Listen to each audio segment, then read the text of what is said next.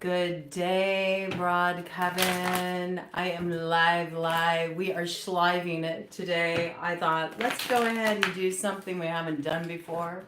Let's do something a little out of pocket, outside the box, okay? It is the Uranus-Jupiter conjunction day. We got a lot going on. We got a trine with Lilith coming in here. We also just had Taurus go into their place in the sun for their solar return. So happy solar return to all of you Tauruses out there. This is a lot coming in on this day, all right? That's really going to set the tone for moving forward. This is for all signs here, okay? We are heading up tomorrow to the Venus conjunction with Chiron, which means we got some deep healing going on here. Hey, Melissa, so good to see you. Welcome. I'm just giving a few minutes for everybody to drop in here. We're going to drop in for a special read. We're going to have some fun with it. I do want an opportunity for people to kind of show up, but we're not going to take too long. So I'm sort of opening up with the astrology so we can dive into the meat of the download, because I do got quite a download coming in on this one, okay? So we are building up to that Scorpio full moon of primal forces on the 23rd. It's a really pivotal point in the astrology. It's a game changer, I have to say. And tomorrow with that Venus conjunct Chiron, there's a real opportunity to reclaim our power from some devil, okay? Because we do have the sun squaring Pluto. So we got the underworld coming up to rear its ugly head. And we have to, really see, do we have the ability to rise to that challenge, all right? Do we have the strength to face what we must? I do got tower imagery coming in. I feel like every single person is going to get a tower, but the nature of the tower just depends on, how you've played your cards, how you've played your hand, okay? Some will get a tower that'll bring things down to, ground zero, where they have to rebuild again. They have to kind of sort through the rubble and figure out how they're going to rise.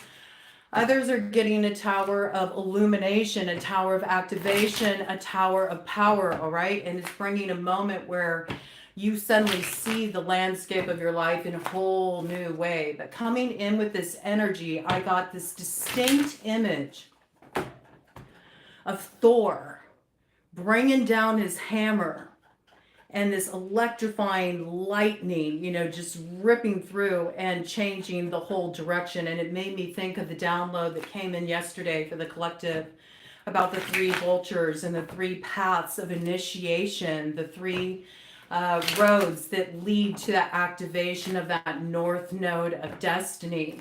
And there's a lot of cross-cultural reference coming in here, and I kind of wanted to dive in just for a moment here and talk about the mythos of Thor, if you're not familiar with Thor. Thor is from the Germanic Norse tradition. He is the god of thunder, all right? And he's also the son of Odin, the all-pervading father. Now, in most traditions, Odin is top dog, but when we're looking at a lot of northern traditions, Icelandic traditions, and further on up, it makes me think of the four jewels of the Tuatha De Danann, whose magics come from the north. And this is a similar kind of story. There's cross references here. It does sort of switch up a little bit. They put Thor at the top, all right? So he is very significant in the Norse tradition. And, he was birthed from a Trechquana, which is actually, one of his enemies. His enemies are the Jotun, or the giants that kind of ruled over the earth. And there's kind of correspondences to the Nephilim, is how some people are more familiar with that energy. The ones who laid down with the fallen angels, okay, and it spawned a whole new breed of being. Well, those are Thor's mortal enemies, but he's actually birthed from a woman Jotun, Trechquana, and so he carries that blood of his mortal enemy. It's kind of an interesting tale there. And he has certain powers, all right? He has certain strengths, certain objects, magical objects, much like the Tuatha De Danann, that give him his might. And one of those is the Meginjord, which is a belt that doubles his strength. The other are iron gauntlets that actually allow him to grip his hammer, which brings down that lightning of judgment, okay? And that is called Jangriper. And then we have Mjolnir, his hammer that delivers that bolt of lightning, all right? Now, there's a whole story, a whole tale, a whole quest about how that hammer came into being. It's a very prized object, a very prized power that a lot of people would like to get their hands on, okay? So the way that the hammer came about, Thor's hammer came about, was as a result of good old Loki. You know, we have to have the trickster on the scene. The trickster is nigh. Remember, we got that Lilith energy running rogue, Lilith trine, Pluto on the scene, Sun square Pluto coming in tomorrow. Your deepest wounds ready to be put on display. What are you going to do? Are you going to stay down for the count, or are you going to rise to the challenge? Okay, this is the question and the quest before the collective. So Loki, you know, always liking a little, you know, questing himself, went to, or you could say jesting too, went and hit up the dwarfs and said, hey, you know, I want to challenge you. Do you think that you can make a weapon that delivers a more fierce blow than Odin's spear? You know, I bet you can. I bet you can. And in fact, I'm going to test you, okay? I'm going to put you to the test of the metal, and I'll even put my own head on the line. Quite literally, he said, you can have my head if you can, you know, best me on this bet. And so the dwarves eagerly accepted the challenge, and they went to work, and they started, you know, working feverishly to create, you know, this weapon that could best Odin's spear. And they came up with a few things, but they also had a lot of sabotaging energy from Loki in the mix, which is a tale that has a lot of similarities actually to the whole hunt that came about between Ceridwen and Gwyn. Yes, Gwyn. I wanted to say Taliesin, but I always have to go back to his roots. Taliesin did not become Taliesin until he went through that shape-shifting metamorphosis process of that hunt where Ceridwen was chasing him down, okay?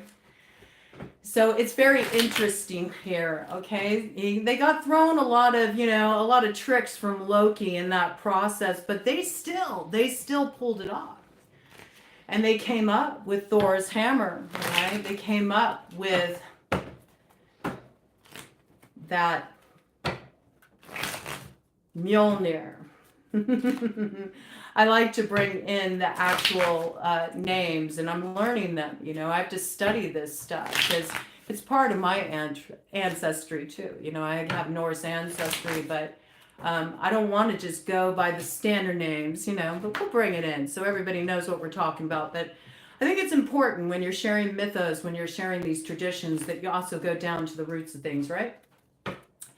So they bested him, okay? They won the bet. But, you know, Loki knows how to get out of a bind, okay? And so Loki said, well, you can't really have my head, because in order to have my head, you'd have to, like, you know, cut me off at the neck. And I didn't say you could have my neck. All right? So, you know, good for you. You won the bet. But, you know, whatever. You don't get my head. You don't get my head because you'd have to take it by the neck. So the dwarves, you know, just decided instead to sew his mouth shut, you know, in order to keep him quiet and to teach him a lesson. So that's how that kind of wager was settled. Now, fast forward here, after Thor had his hammer, and he needed those gauntlets in order to be able to wield that hammer. No, I'm not. I'm a wizard. I'm not anything. I don't wear labels. I'm just me. Are you? Are you a good witch or are you a bad witch? There's a lot of witches on the scene, let me tell you. So anyway, as I was saying, there's a lot of different ways that, you know, Loki interfered with this process of this weapon being made. And one of the ways that Loki interfered with this process was that even though they did create this weapon that, you know, outweighed Odin's spear with Thor's hammer, it had a handle that was a little too short, so it could only be wielded with one hand. So before Thor could even use that hammer, you know, he had to have other magical gifts, much like the Tuatha De Danann, that would allow him to wield that power. So there's something to be said here. You know, mythos always comes through to kind of highlight the uses of power, the way those powers are used, and you have to kind of earn the right to hold those powers too, which are those initiations. And so I feel like that's what's really coming through for the collective right now. That's what those 3 roads of initiation are about. They're quests for power, quests so you can actually be able to wield the power necessary to bring down that lightning bolt yourself, so you can bring the tower, so you can bring the illuminating moment, so you can bring the awakening moment, and you can transform your life. That's how this energy is coming in, okay? So it's interesting that Thor had to, of course, have his belt, you know, that could double his strength, because, you know, to wield a hammer like that, especially with one hand, you gotta have some strength in order to be able to do that, right? Hey, Boondop. And he needed his iron gauntlets as well, you know, and this wasn't any ordinary hammer. You know, this hammer also had a boomerang effect. In fact, you could throw this hammer, you could huck this hammer, and it would always return to Thor. It's always going to come right back, okay? So in other words, like, I can throw my power, but I don't ever throw it away. It always comes right back to me. Oh, you're Dorothy Gale from Kansas. Well, lovely. I mean, we're all on the road home. We all play Dorothy. We all play Dorothy. We all play the witch. We all play Glinda. We play all the characters at one time or another. We're all just characters on this great stage of life. So, you know, welcome to all the Dorothys, and welcome to all the Elphabas, and welcome to everybody. Everybody's welcome here at Broad Coven. That's what it's about, okay? We can all learn from each other. So it's interesting, okay? You know, you have to have these other things before you can even use the hammer. If you don't have the gauntlets, if you don't have the belt, you're not going to be able to, you know, you're not going to be able to wield that hammer to bring down that lightning, right? So this is what you're questing for, collective. This is what you're on the road to. And there's going to be challenges. There's initiations coming in. Will you be able to rise to the challenge? That's the question. So after Thor had this hammer, there was a little bit of a problematic situation, because one day it went missing. Right? One day it went missing. Oh, and here comes the cards out of the slippery deck. I love this deck. I got the Infinite Tarot. Gift from Star Tree Dancer, but I don't even need to like do overhand shuffling with this deck. The cards that want to come out just present themselves. Oh, like that. We'll check these all out. I'm just getting this baseline collective read here as we're having a little story time, okay? So the hammer went missing, and Thor's like, oh man, like, where'd my hammer go? Like, this is some bad juju here. We need to get this straightened out.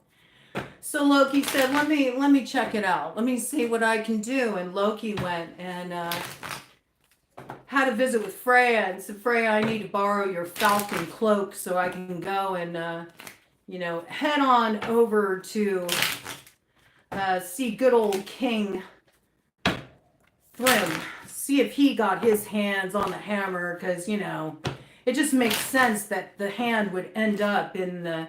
It just makes sense that that hammer would end up in the hand of our mortal enemies, all right? So he went and he flew over and went to see Thrym there, and Thrym said, yeah, I got that hammer. I sure do. Buried it 8 miles down into the earth. Good luck getting that hammer. Good luck getting it back. Well, there is one way you can get it back. I have to say, there is one way you can get it back. You can get it back if you, you know, go fetch me Freya. If Freya becomes my wife, then you can get back that hammer, okay? And so, you know, Loki's like, all right, I'll see what I can do. I'll see if I can pull some strings. Now, what do you think Freya said that? Freya's like, hell no, I'm not going to go marry this dude. I'm not going to marry Thrym. I can't be bought. You can't sell me out like that. You know, Freya don't play. Freya doesn't mess around. She's not a weakling, okay? Freya is of her own embodiment of power, okay? And so basically this ensued what became a ruse that's very similar to that. Thank you. Very happy Mondays. I appreciate you. Thank you so much for that super thanks. I appreciate it. So Freya, you know, was like, you're SOL, figure it out. Like, I'm not going to do anything about this. I'm not going to be, you know, somebody's wife just so you can, you know, have this power. Like, come on, get that power for yourself. I'm not going to be sold out like that. And so they hatched a plan. Loki hatched a plan. It involved cross-dressing. It involved a clever ruse. And they did get the hammer back, okay? And all was restored to its rightful order, right? So all of these themes are coming in for the collective here. I wanted to just see what we got. We have waterfall. It was in reverse though here, okay? So we're supposed to flow like water, sting like a bee, right? It's supposed to be effortless, right? But this is a problem when we get into these embattlements of ego, then we start losing our power. We give our power away. We forget about our power, become absent-minded about it. And then somebody steals it away from us. And then soon we feel like we got to get into battle with that nemesis to get our power back. When really our power is there all along. It's just that we become very careless with it. We don't recognize it. We don't value the power that we have. And so we so very easily throw it away, right? So this is also about, you know, the way that the resistance blocks our ability to really exercise our power. And there's this coming into a new sense of flow, a new understanding that is needed here. Also, this flow is needed, this flexibility into the path ahead in order to move around those obstacles that will be in the way, because we know anytime that we are entering into an initiation, there's going to be certain obstacles that are presented to us. So this is a need to be adaptable, but here's where the collective is kind of hanging on for dear life. We've got water sign energy here, okay? Water element coming in. Cancer, Pisces, Scorpio, not letting go, needing to go with the flow in order to be empowered and moving forward in this particular situation. I also see with this Loki energy on the scene, okay, with this in reverse, there is a way to turn around disappointments too. There's a way to turn around losses of power, but it requires discovering a new kind of flow. Can you make the flow go upward when naturally a waterfall wants to go downward? There's something here about switching up the flow in such a radical way that it can maybe bring a little bit of nourishment to the upper channels here, where you can kind of cleanse away, purify what's blocking the view, and you can find the way through, all right? So we know there's some kind of stuckness here. There's a need to look at things in a new way and discover new flow. What do we got here? We got 8 of earth, trade. Okay, we got 6 of fire, athlete. All right, and we have high ace of sky, representing the truth, justice, that place, that ground of being where that bolt of lightning comes down and gives us that moment of illumination. All right. So there's something here, you know, about being able to have this moment of reclaiming the power, that moment of charging forward on the scene and racing toward our victory does require that we can go the distance. We got to be built for speed. We got to have that strength.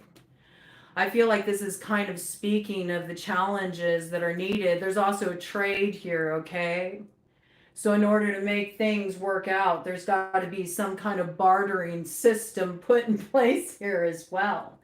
So we know that we need to find a new flow. We got to look at things maybe upside down to get a different perspective about how to put things right side up, collective. We also know that we can't be inflexible. Okay, we got to barter a bit. We got to barter a bit maybe to get that power back. And maybe that's because we got something we need to balance out. Okay, there's karma that we need to balance out in our situations before we can get that power back. Only then will we be able to truly act upon the truth and illuminate the way forward. But once we do, we'll go the distance, okay? We'll be able to get where we need to go. It requires strength, okay? To me, this is really speaking of the three gateways, okay, that are needed in order for the collective to obtain the power of Thor's hammer, Mjolnir, all right? We can't be stagnant. We can't be stuck, okay? You can keep trying to go the same way. You can keep trying to swim upstream, and you're just going to continually have nothing but disappointment. There's a need for us to really let go and look at things in a new way and enter the flow. And in some cases, enter that free fall. Enter that free fall. Can you give yourself over to that lightning bolt of illumination? Can you ride the lightning? You know, we think of lightning leveling us, but can we ride the lightning instead? Can we view it as an electrifying moment that empowers us to sort of rise to our challenge, you know, into that montage place where we stop bartering with our truth and where we really know we need to go in order to live by that truth. All right. Very interesting energy coming in here. Let me see a cut of the deck.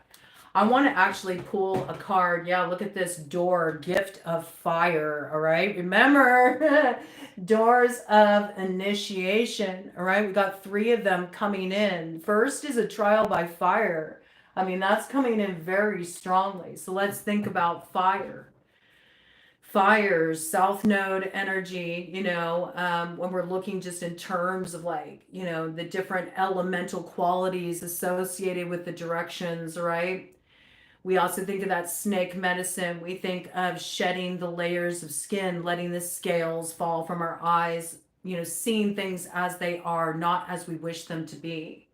So the truth telling is required. We already know that with the high ace of sky and the savior energy here, right? You have to be willing to actually pull the sword from its sheath or else it has no power. There's a lot of similarities, I'm sure you've already noticed, between Thor's hammer and the Spear of Lu. The same thing with the Spear of Lu. I love how the cross-cultural piece comes in. I love it. I love sharing the stories and the medicines because they remind us of how much we are alike. That song, that Tom Petty song popped in my head, Free Falling. Got to reread those lyrics and see what's in there. Hey, man, yeah. I mean, absolutely. It is that energy. It is that energy. That song has a lot of like nostalgia weaved in it too. And there's a lot of that coming in as well. I mean, we have to remember we're still in Mercury retrograde right now until the 25th. And then there's that shadow after period. We're in eclipse season. All right. That energy is going to be rolling out for a long time to come. And so there is still a lot that we're integrating. But there's a way that you can integrate. You know what I'm saying? There's a way you can integrate and you can continue to free fall. Like trust what is transforming here, whether it looks like it's going away or it's coming to meet you is kind of irrelevant because whatever's happening is happening to bring you to that transformational activation point. You know what I'm saying? The means doesn't matter. There's too much focus on the destination. When really what unlocks the North Node is being totally like entrenched in the journey. That's what actually brings the way through. But everybody is like so projected into the future. The moment of power is always in the present. And so there's that fire tested truth, you know, this is the first doorway we need to travel through. This is when we actually say, All right, I know what's true. All right. I know what I would go the distance for. I know what gets my motor humming, you know? I know what makes me want to advance. I know. And I'm tired of continuing to barter and trade my destiny in order for this complacency that I've become used to because it's such a safe space to be, you know? It's just easier. It's easier to hang out here in this stagnant pond, you know? It's easier to hang out here than it is to really flow in a new way, flow in an unfamiliar way. You know, I just got this image. Some of you may be dealing with Leos. Leo also makes me think of Leo season is going to be a potent time of creativity. And I say Leo because I just had this vision of salmon, you know, salmon going to spawn and swimming upstream. And it's such an arduous task. It's not easy. And some say they're, you know, they're resisting the current. They're not going with the flow, right? But they do that so that they can birth, you know, they can birth, that they can have an opportunity to bring in that creative energy. It's the same thing with you. You may have to go against the flow if you don't want to trade, you know, your destiny for, you know, I had seen the chicken here. It's reminding me of that arcane BS card, half price hot wings. You know, there's something here. There's something here that you're wrestling with, that you're grappling with. And some of you will kind of just be forced to make a choice. You know, you won't get to sort of just like write it out anymore. There's a moment coming in. It's a fire test of truth. And this opens the gateway to the new beginning. So I'm kind of curious here. First, what I want to do is I want to go ahead and cut the deck into 3 piles. And I'm going to let each of these piles represent one of Thor's powers, all right? Because I think that each is going to present us a different, you know, challenge. So the first pile will represent that belt. Thor's belt that will give you double the strength, okay? We know you need more strength. Hello, Star Tree Dancer. Good to see you. Good to see you. I love seeing people show up here. I hadn't schlived yet. I thought I would go ahead and schlive. I thought, why not? It's 4:20. Let's just do something different. Let's just chill out, hang out together, do some cards, you know. It's just the mood I've been in this week. I haven't wanted to be like, let's pump out all these readings and let them look like this. I've been trying to just like go with the flow and the inspiration. So I just wanted to drop in with everybody today, kind of like have some conversation with the cards, talk, drop in, talk some, you know, mythology, and talk some questing, talk about these initiations we got coming in. And yeah, see how we can make best use of them. The second door of initiation is going to represent those gauntlets, okay? The ability. Interesting. Yeah, well, sometimes that can happen if you're scrolling. If you're scrolling and you're still tapped into a live, you can, I've done that before, accidentally commented on somebody else's live. And then, or another short, and I was like, oh my gosh, I'm so sorry. I didn't mean to comment that to you. It happens. It happens when you like, you're scrolling or you're moving in between different windows. It happens, you know. It happens when we're scrolling through life. Somehow we end up where we didn't belong, you know? We're like, how did that happen? Well, I was just scrolling. All right, so that second door of initiation is going to represent those iron gauntlets that allow you to be able to, you know, not only throw that hammer of justice and bring down the lightning, that moment of illumination, but will also allow it to come back to you, you know? So you don't throw your power away, you know? You know when to use it. You know when to hold them, know when to show them, know when to walk away, and you know when to run, okay? That's what it's about for the gambler, right? It is a gambling kind of environment. Jokers are wild, right? A lot of trickster energy on the scene. And of course, that final doorway is going to represent the hammer itself, all right? Yes. It's interesting. There's been a lot of energies of people who, like, you know, are out there surfing on the Zabuya. Have been coming through. It's pretty wild. They're very front and center. It's kind of interesting energy right now. It's strange. We had a period like this last year too. It's like the veil seems to be thinning. It just keeps thinning. Normally, you know, that's sort of reserved for like Halloween time, Samhain time, but it feels like, I don't know, ever since last Halloween, it's only continued, I feel. Yeah.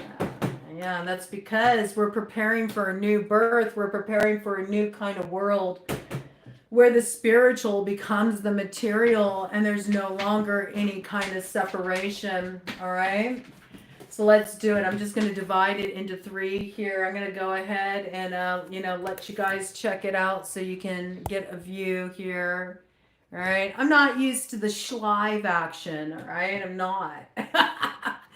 So this first pile that I'm doing a cut on will be the end goal, okay? That'll be Thor's hammer, Mjolnir. And then the second pile here is going to be the initiatory gateway to getting those iron gauntlets, all right? And then this first pile here, top cards only, all right, collective? This first pile here is going to represent that belt that will double your strength. Okay, so let's see, what are we looking at with this particular initiation to get that belt that will double our strength? Sky, family, father, sky. Okay, so this is leading right into that download that I brought in just the other day, all right? I just brought in a download, a wild card read the other day where it was talking about this energy. It was talking all about that vulture medicine that came in, vulture totem. And I do really encourage you to study vulture totem right now. It's very significant. People think of the vultures as scavengers. People think of vultures and they think of death. They think of destruction. They forget the piece about vultures that is related to rebirth energy. And there's also a lot of power associated with vulture medicine. So do research it.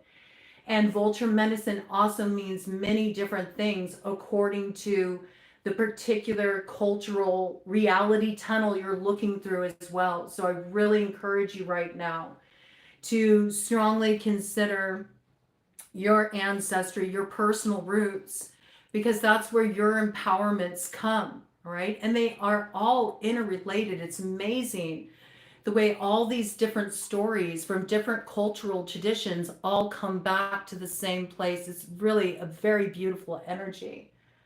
I love the interconnectedness. That's why I love sharing our stories. That's why I love sharing stories from all over the globe, from all other traditions, because it takes away this BS about there being separation between us.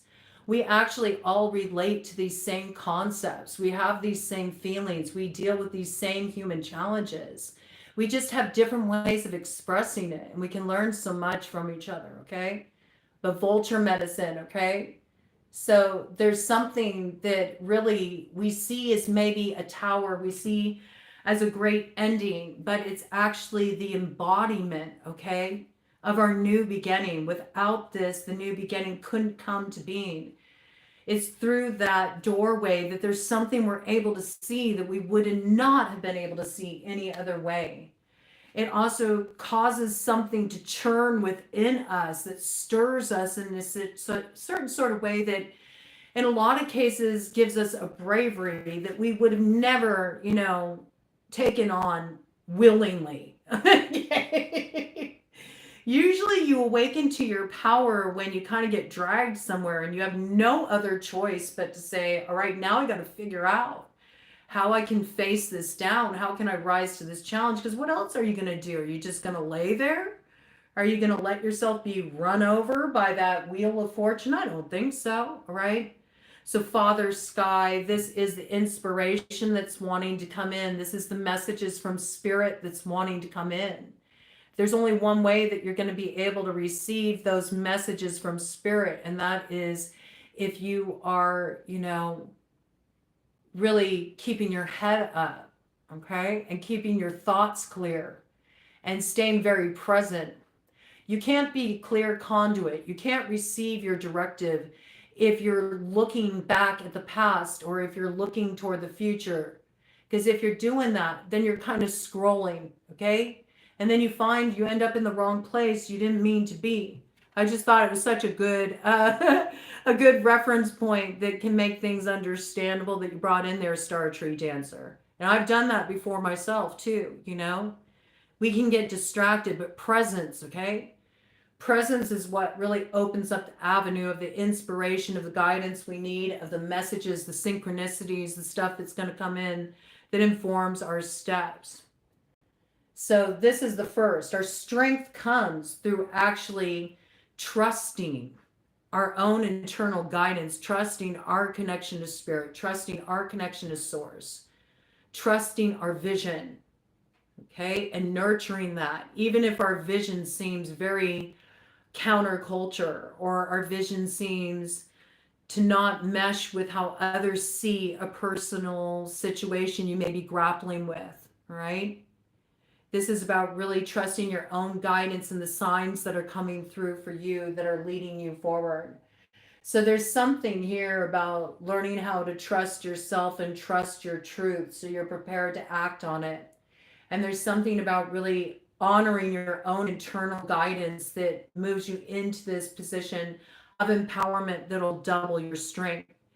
It's sort of like if you're always looking to other people, to give you the answers and you don't trust the wisdom of your own voice, you really can be led astray. There's something about coming into the recognition that you already know what is true and what you need to do. The power is all inside of you. Guru, G-U-R-U, okay? So this is the first challenge, all right? The first initiatory gateway is that your intuition is going to be challenged.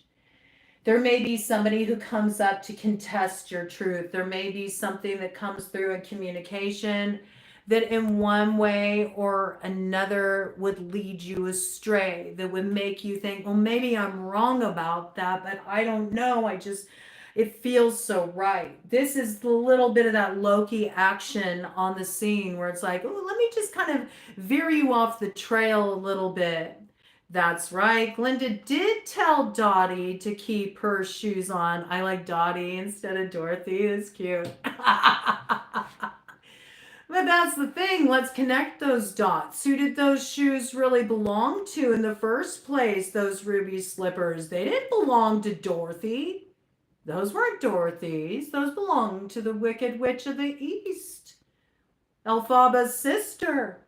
The plot thickens. Okay. The plot thickens. The plot thickens. And your nemesis, the one you're facing off with, is actually the key to your empowerment. Stay tight inside of them. Their magic must be very powerful, or she wouldn't want them so badly. Absolutely. I love that. I love what you're bringing in there.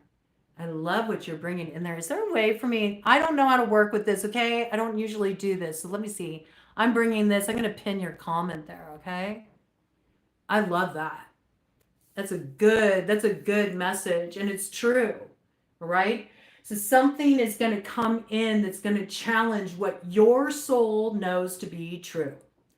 And can you really stay centered in that? Even if others are mocking you, even if others are telling you that you're wrong, even if others are challenging your position, are you able to be rooted enough in your truth where you can stand on it? Okay, so if your truth is easily compromised, then you know that maybe it's not truth at all. Maybe you've missed the boat. Maybe you've taken on a convenient truth. Maybe you've taken on a truth from somebody and sort of like adopted it as your own. So there's some kind of challenge coming in here. Sky family, air sign energy, also challenge of the Libra South Node. The Libra South Node requires that our heart is lighter than the feather, okay?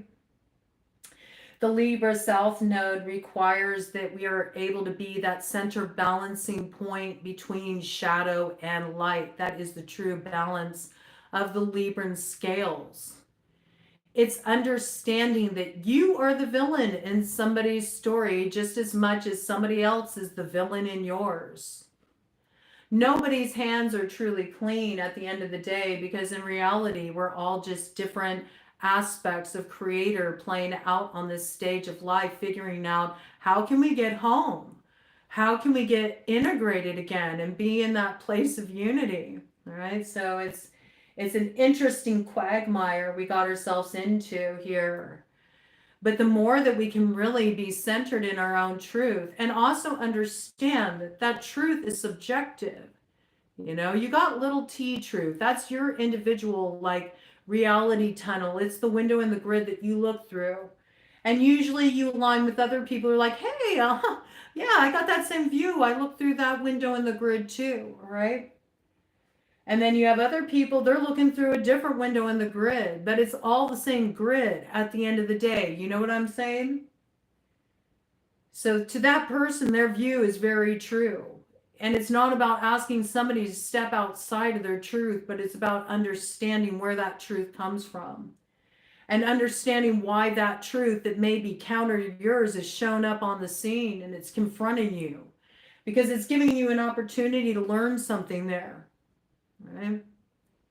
So there's some challenge coming in here. This is about finding your strength. And I feel like it has everything to do with trusting your connection to source, with trusting your role as creator in your life, with trusting your own inspirations, your own vision, and your own truth, and standing on it. Okay.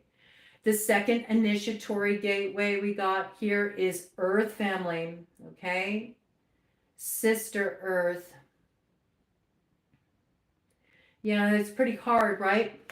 When dealing with earthly matters, to remember that we are all interconnected and that we all, you know, influence each other's well-being.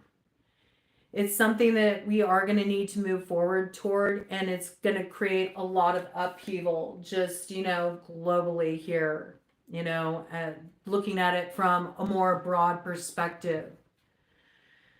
The quest for power is a pretty fierce one. It's difficult for people to understand sharing power because power has become so imbalanced in the world, and we see demonstrations of that all around us. So how can there be true power that's based on unity, which is a power comes from a sense of total freedom? Again, I had this happen yesterday. 3 doves just flew from the west to the east. Okay, there's a key there. There's a key there, great spirit on the scene, right? Pay attention because the guidance is out there, all right? The guidance is definitely out there.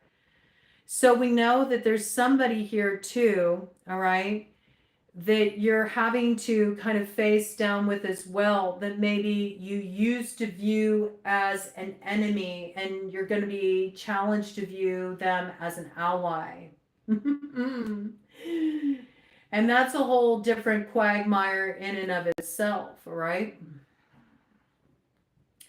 There's a way that you can look at the experiences you've been through, and you can stay in a blame game, and it's a place of victimization where you give all your power away to another person. And there's another way that you can look at that person and you can go, well, you know what? If they wouldn't have put me through that mess, I wouldn't have even had the courage to take the actions I did, to speak the truths I did, to move in a different direction. You know, this person actually did me a favor. They gave me the impetus to rise, because there's no way I was going to let them best me. Okay. It's got that vibe. There's something about that that opens up the ability to actually hold the power and wield the power by obtaining those iron gauntlets, right? You have to understand how something that was presented to you by what you consider to be your challenger on your path is actually the very thing that gives you the ability to hold power in the first place. Because before, you were too scared to hold that power. Before, you were too afraid to own that power. You were too afraid to wield it. And if it wouldn't have been for this person coming up on your path and putting those obstacles in your way, you wouldn't have been able to do this. This warlock and his sex cult pushed me into power. Well, yeah. I mean, there's a lot of that action going on too. We see that action being mirrored on the grand stage right now, don't we? With what's going on with all the celebrities out there and their freaky stuff they got going on, okay? So, yeah. And, you know, is that any surprise though? Is it really? I mean, look at the way that sex sells, right? It's what's marketed. You know, it's really viewed as womanly power, right? And masculine power too, but it's one of those things where the masculine often equates, you know, money, status. And I hate to say it, but somehow it's not really their fault. It's what's been conditioned. It's been programmed into the algorithm. They can sometimes view, you know, this sort of warlording energy, this sort of oppressing energy as power too. That's like emperor in reverse, distortions of power, right? And then, you know, the feminine views like the beauty, you know, the sexuality as being the source of power, which can be used very manipulatively. That's another abuse of power. We're balancing out these dynamics. How do you hold power and hold power in a place where you don't allow it to become a snare, where it traps you, where you become bound to it, where it makes you crave more just for the sake of having the power? That is tricky. So I also feel like with this, you know, when you do obtain that power, right, those iron gauntlets, it gives you the ability to wield that power. But then you got to think, okay, now I got the power in my hands. I need to be mindful of how I use this power. Because this power can be used very destructively. And let's remember, okay, there's that piece, we can't forget that, about Mjolnir, you know, Thor's hammer. Yeah, you can throw it, okay? You can deliver that bolt of lightning. But the thing about Thor's hammer is it always comes back. It always comes back to his hand. Now you can think, oh, that's a blessing. I never lose that power. It comes back. Well, it also means that the way you use that power, it always comes back. It always comes back. It will always return. So you got to be careful, you know? I feel like you're going to be given an opportunity where you could gain the upper hand over somebody who's like opposed you in the past. Are you going to take advantage of that? Do you have true power? Or do you have the kind of power that was sold to you? You know? Do you have the kind of power that was programmed into you by the algorithm? Are you all about ego? Are you about laughing at somebody else's downfall? When you haven't found real power yet. You know, people mistake smoke and mirrors for the real thing quite often. Remember, Loki's on the scene, will play a lot of tricks, will make you think, oh, you got all the power in the world, but do you really? Ah, yes. Aries dualities. Well, I mean, hello, Aries is in the North Node. Libra's in the South Node. It's that same dance we've been doing for a hot minute now, you know? Men are from Mars, women are from Venus, you know? The clash of the sexes, the clash of the titans, you know? Empress to emperor. You know, it is the dualities. It is the dualities. We have to remember that dualistic nature, right? We've got all this Venus action going down, okay? Tomorrow, Venus conjunct Chiron, right? The time that Mars got bested, right? Because Chiron, you know, Aries and Chiron, that's like the wound of the self. It's like your deepest wound. And we bring in that Freya energy. I mean, yeah, can't lay 'em, slay 'em, you know. That Venusian energy is not just love and beauty and all things seductive. It is also war. It's also the way when we use our power, we can use it in ways that inspire war. We've seen the misuse of power on the individual level. We've seen the misuse of power in our communities, and we are seeing the misuse of power globally, correct? It's all there on Front Street. It's all there to be seen. So I feel like this is the challenge coming in with this, okay? With the second initiation, it's about you're going to have an opportunity where you could, you know, bring a tower down to someone or something that once opposed you.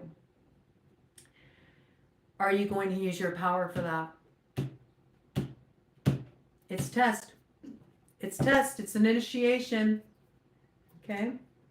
Let's see what the third one is for Mjolnir. And that is looking at the hammer, okay, that delivers that lightning. What's that initiation about?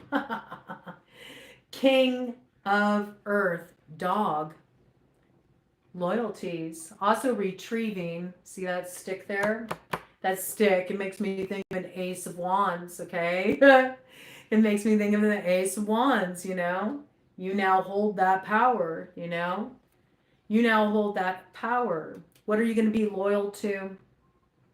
What side of yourself are you going to be loyal to? Are you going to be loyal to the South Node? Or are you going to be loyal to the North Node? Are you going to be loyal to the underworld? Or are you going to be loyal to rising up into that North Node energy and really sitting up there as the king of the earth, all right? Are you going to claim your stone of destiny? Do you have the sovereignty required to do that? Sovereignty comes from a place of exercising power wisely. It comes from a place of being rooted in your truth and taking wise actions. It comes from a place not of pride but of humility, okay? And a strength that isn't necessarily expressed in so-called worldly ways. And through this, you inherit it all. Makes me think of like the weak inherit the weak. Oh, someone views it as weak. I was going to say the meek inherit the earth, but somebody views it as weak. Somebody views it as weak. They feel loyalty weakens them. Loyalty weakens them. Interesting. That's very interesting there. This could be loyal to the wrong things. This could be loyal to the wrong people. This could be a test of loyalty that comes in for that final initiation and the ability to have Thor's hammer. Ooh.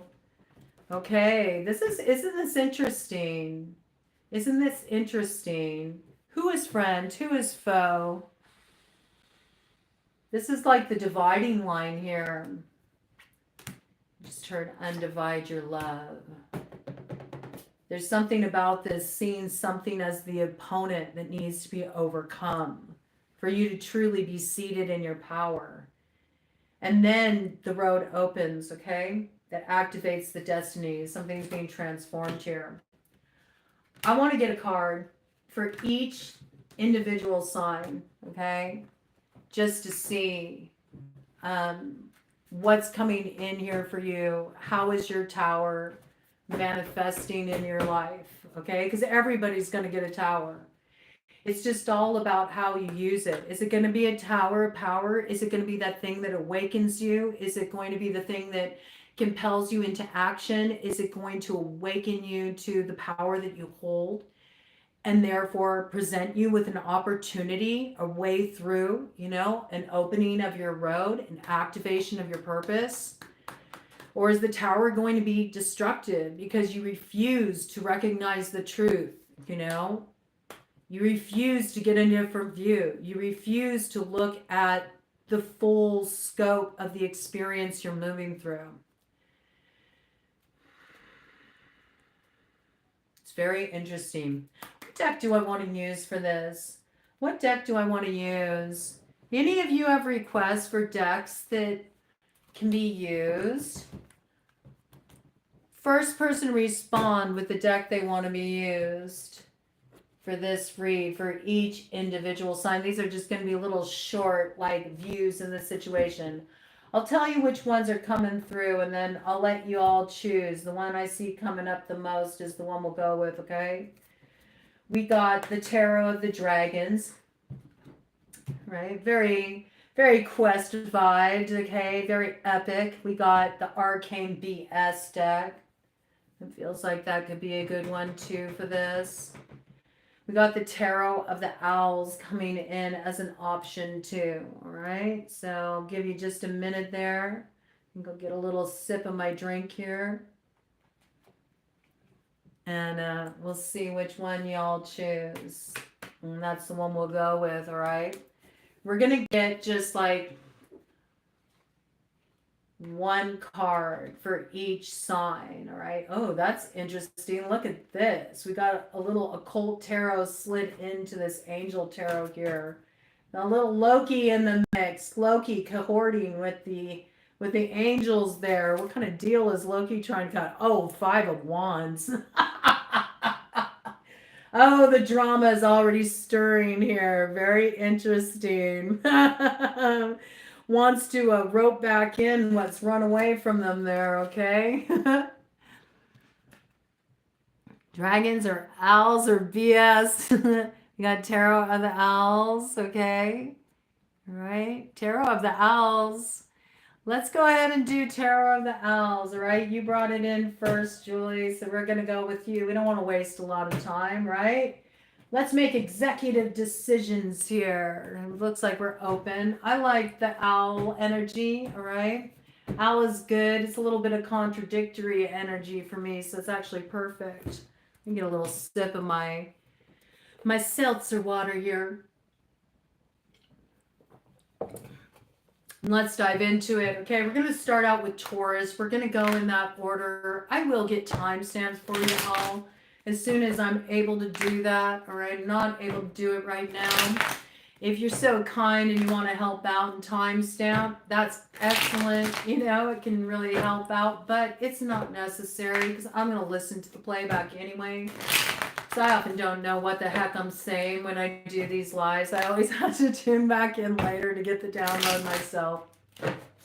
So we're going to begin with Taurus because that's how we do it here at Broad Coven. We always let the sign that's having their solar return go first, and we just had the sun enter Taurus. So blessed trip around the sun for you this next year, Taurus. Wish you many blessings. Wish you activation of your North Node for you to have the strength to overcome the challenges that are keeping you down in the South Node, and for you to be able to have the daring to pull a rabbit out of the hat in this climate, okay? So first we're gonna dive right in here for Taurus, okay? Any placement of Taurus, or if you have a strong second house placement, also if you are Scorpio rising, that's Taurus descendant energy. So let's see what tower is coming in for Taurus, okay, to navigate. You know the challenges that will play a part in that, those gateways of initiation, but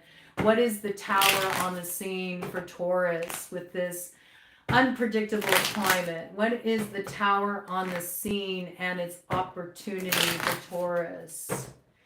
We're only going to do one round through the cards, so what comes out is what comes out, and then one simple cut of the deck, and then we'll move on to the next sign. Bottom of the deck, Page of Swords, all right? I think you're already enacting a strategy here. I think you already anticipate a Taurus tower here, okay? I was going to say a tower Taurus, but Taurus tower, okay? So this is really going to influence you. This cycle is very significant for you. There's a real awakening moment, awakening. Maybe it already started to happen. Maybe it's already happening now.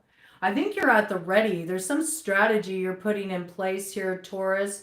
You could be dealing with an air sign energy, Gemini, Libra, Aquarius. You may suspect that this person's about to make a move, and so you're kind of at the ready. That's what I got, okay? What is this Tower for Taurus? What is this Tower for Taurus? What is this Tower for Taurus? Okay, made it nice and simple here. I think that you are acting on your truth in this situation. You got an Ace of Swords here. So there's some truth that you're going to speak. And I do feel like you're going to take action. Do you notice how that sword is plunged into the ground? And we have the birth of new life here, okay? So this to me is you've obtained Fragorok already. You got your sword of truth. You do have your sword of truth. And I believe that you're going to have an opportunity to pull that sword from its sheath and speak that truth. And it's this truth that you speak, Taurus, that's actually going to spark a new beginning in your life. It's also you coming out of a time where maybe you've pulled your energy back. You've been doing a lot of self-reflection. You've been getting your inner vision really honed. You have certain intuitive promptings coming through. This is really going to be up to you really listening to and respecting those intuitive promptings that you're going to be acting upon. Okay? Don't hold back. You'll know what is just sort of like, I don't know why it's coming through like this, but you'll know what's sort of just like a figment of the imagination or sort of like echoes of reverberation from what happened in the past. Certain ghosts that have haunted you for too long, and you'll know what is actually your core truth and intuition here. You may also be dealing with some outside interference in regard to your intuition. You may feel like someone's trying to throw you off the scent of the trail. But I feel like if you work with this hermit energy and you pull your energy back, as well as really focusing on building your inner light, which I see as the inner light of vision, a lot of focus on the third eye here. If you pay mind of the wisdom that you gained from past experiences, and you have the ability to transform what may be some of your more base kind of impulses, there would have been a certain way that you would have reacted to a situation in the past that needs tempering now. It needs to be approached from an angle of more wisdom. If you're able to stay in this balanced space, which is truly mastery over the shadow, the light will shine forward and the road will open for you. I also feel like this is a time of very deep spiritual initiation for you. And so with this tower, there is a need to understand that nobody is supposed to get where you're at. They're not where you're at. This is your road. Nobody can go down this road with you. There's certain roads that we have to walk alone. These are roads that bring a certain sense of spiritual understanding, wisdom, and leveling up. Some of you are actively engaged in alchemy. Some of you work with alchemy. You're on alchemical paths. You're on the path of the sorcerer. You're on the path of the wizard. You know, you work with the elements. You work with hermetic principles. And now you're starting to work with them in a new way. Maybe in the past you used to work with them for worldly goodies or to gain some kind of advantage. And now you're like, no, I want the real mana, man. I want to master myself. There also could be someone in play here. You could be dealing with a Virgo in connection to this and this truth that's awakening within you. And this truth that you're going to speak may have something to do with a Virgo in your life. All right. Let's go ahead and do a cut of the deck here just to see some more elements about what's on offer here by actually speaking this truth, acting on this truth. Okay. Oh, look at this. See, there's two people here. Maybe both people feel wounded. Maybe both people feel like they were dealt some blows. Both people feel like they lost the keys to the kingdom in some way. There is a sense of loss here, but there's also a recognition and understanding of mutual injury here. And also maybe how if we can come from a place of understanding, we can take this from this place of lack and this place of unfulfillment and this place of feeling disconnected, cut off, alone, isolated within this very specific connection. Looks like a connection that has deep spiritual meaning. I would say this is a soulmate connection, someone who is in your life to teach you very deep spiritual lessons, okay? Look at that. This is what's on offer, the empowerment of being able to rise above the limitations, to be able to rise above the challenges, and have mutual respect for one another as well. So this shows that you do have the strength to overcome what's holding you back or what would have overpowered you in the past. This is a real also understanding of how to temper the fears. Maybe you are afraid to speak a truth. Maybe you're afraid to stand in a truth because you feel like if I do, I'm going to end up on the losing end here. You know, I'm going to be shut out. You know, that's not the case at all. It's actually quite the opposite. It's the thing that lets you in, okay? And it's also the place that creates mutual understanding in this situation. I'm going to change the light here, okay? Time to change the light here. Let's get this over to... maybe we'll change it up for a while. I like that, okay? It's in flux. Yeah, so we got strength here, okay? And a new way to move forward and work through things, all right? With the 3 of Pentacles coming in here. All right? You may do some negotiating here, all right? You may have somebody you need to negotiate with, but I do feel like you're offering a new way forward in a situation where maybe you have to kind of like, you have to barter. Remember, there was that bargaining piece that came in order to find a way through. Okay. Yeah, but I do see there's a way to bring things together here. And it has everything to do with 9 of Pentacles, you standing in your own personal sense of empowerment. And this is in regard to something that's very dear to your heart. It is in regard to a soulmate energy here. 6 of Cups. But it's doing things in a new way and approaching a situation in a way you never have before because maybe you've been too afraid to really let down the guard, be so vulnerable that leads you to this place of 10 of Pentacles, building together. And it looks really good, right? The old cycle ends. The old cycle ends with the 10 of Swords, all right? You put a fork in it, it's done. Putting a fork in the deceiver, no longer willing to lie to yourself, no longer willing to kind of tolerate the BS, but really calling things out as they are, being brave to really stand in that place of total authenticity, transparency, vulnerability. And look at this, it leads to quite a beautiful celebration with the 4 of Wands. So happy birthday, Taurus. That's a great way to kick it off, all right? I think you really have what it takes to turn this way around, you know, from this 9 of Swords position right now. It doesn't need to be like that, Taurus, okay? But it is going to require you to have courage. You do need to speak your truth and you do need to act on it, okay? Oh, I'm glad you got what you needed to hear, Boondock. Yeah, be brave, man. Be brave. Okay, we're now going to go into Gemini, okay? Gemini. What is Gemini going to face in terms of their tower? Is it a tower of power or is it a tower to give them, you know, a new perspective? You know, sometimes things can be torn down. Sometimes things have to go upside down before they can go right side up. So what's coming in for Gemini Collective? Any placement, if you have a prominent placement in the 3rd house, or if you're a Sagittarius rising, what is the tower coming in for Gemini? What is that lightning they need to ride to get up to that north node? What is this tower coming in for Gemini? What is this tower coming in for Gemini? Yeah, we often don't want to look at that. Let's look at what tower is coming into our life. But you know what? That's kind of the spirit we need to invoke right now. We need to be brazen enough to be like, yeah, come on, bring on that lightning. I'm ready for it, man.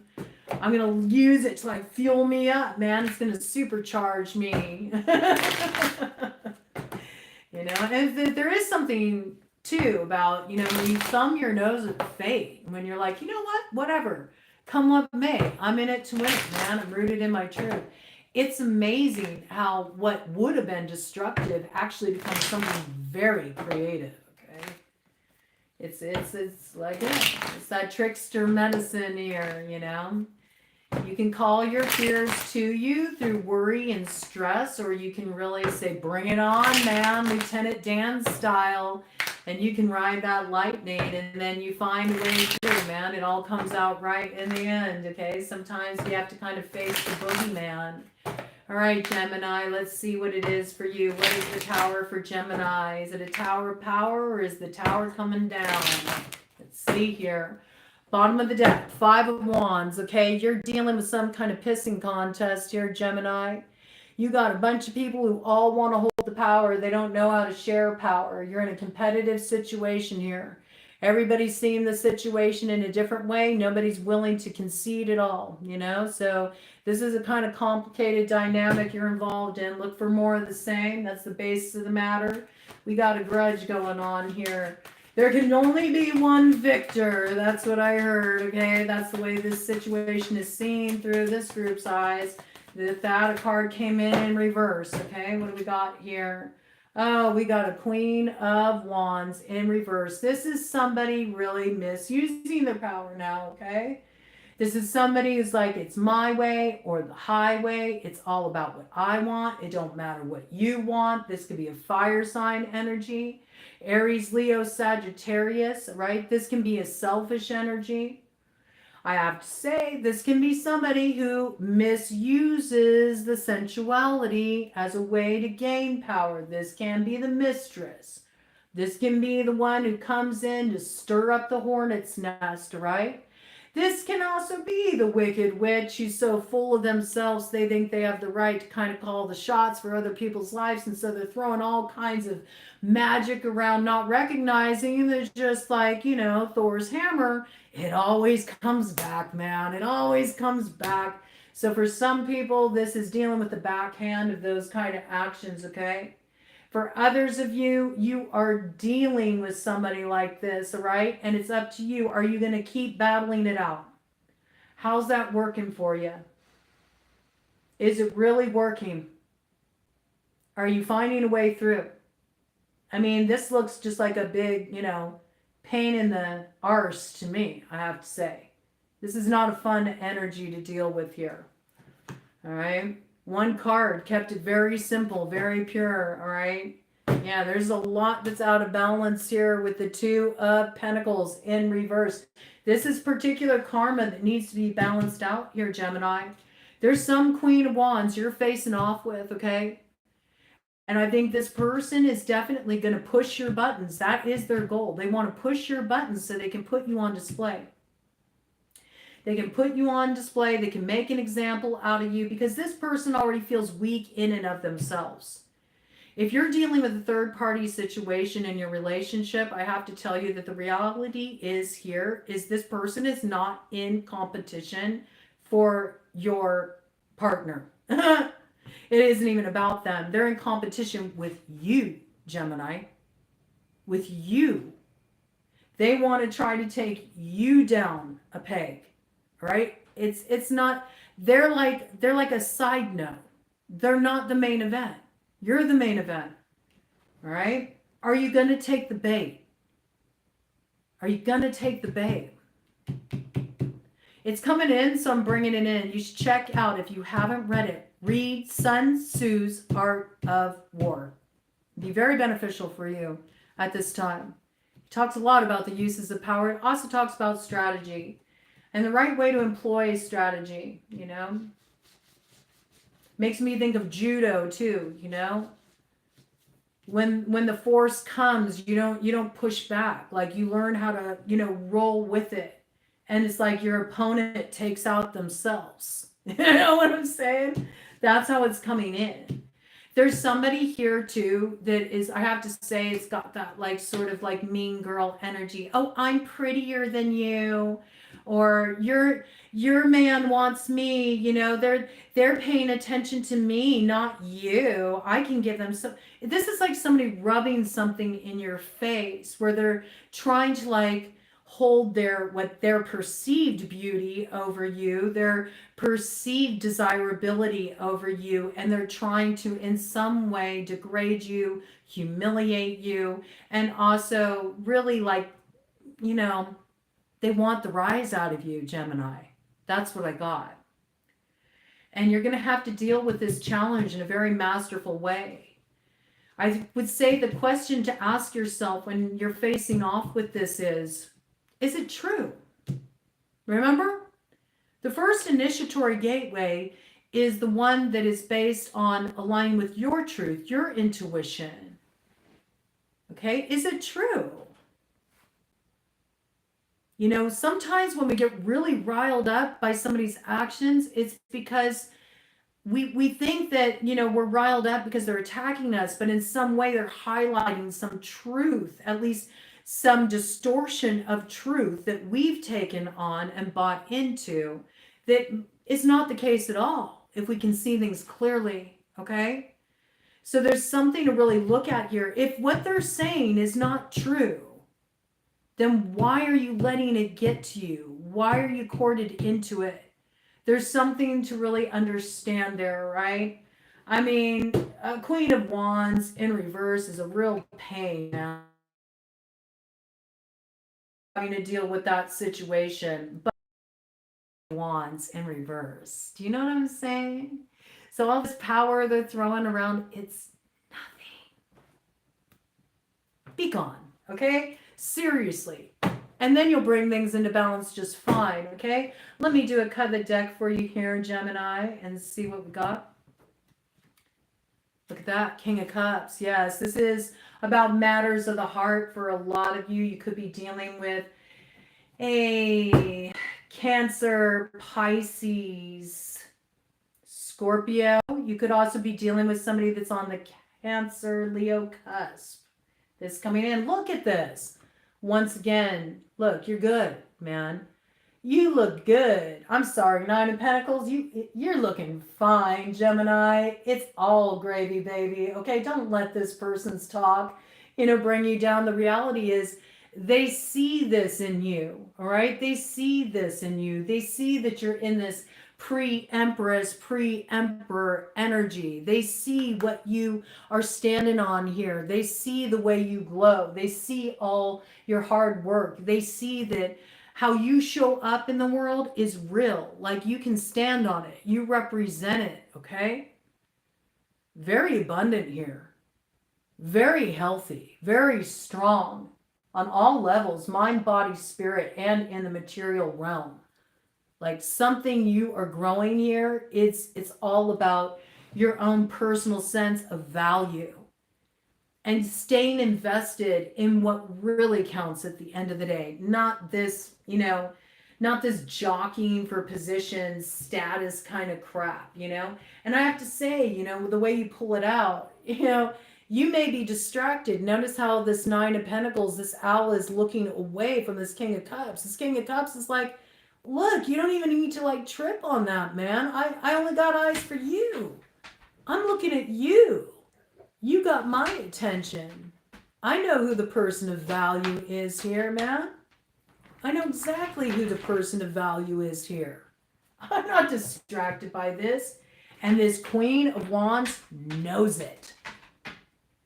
They know it.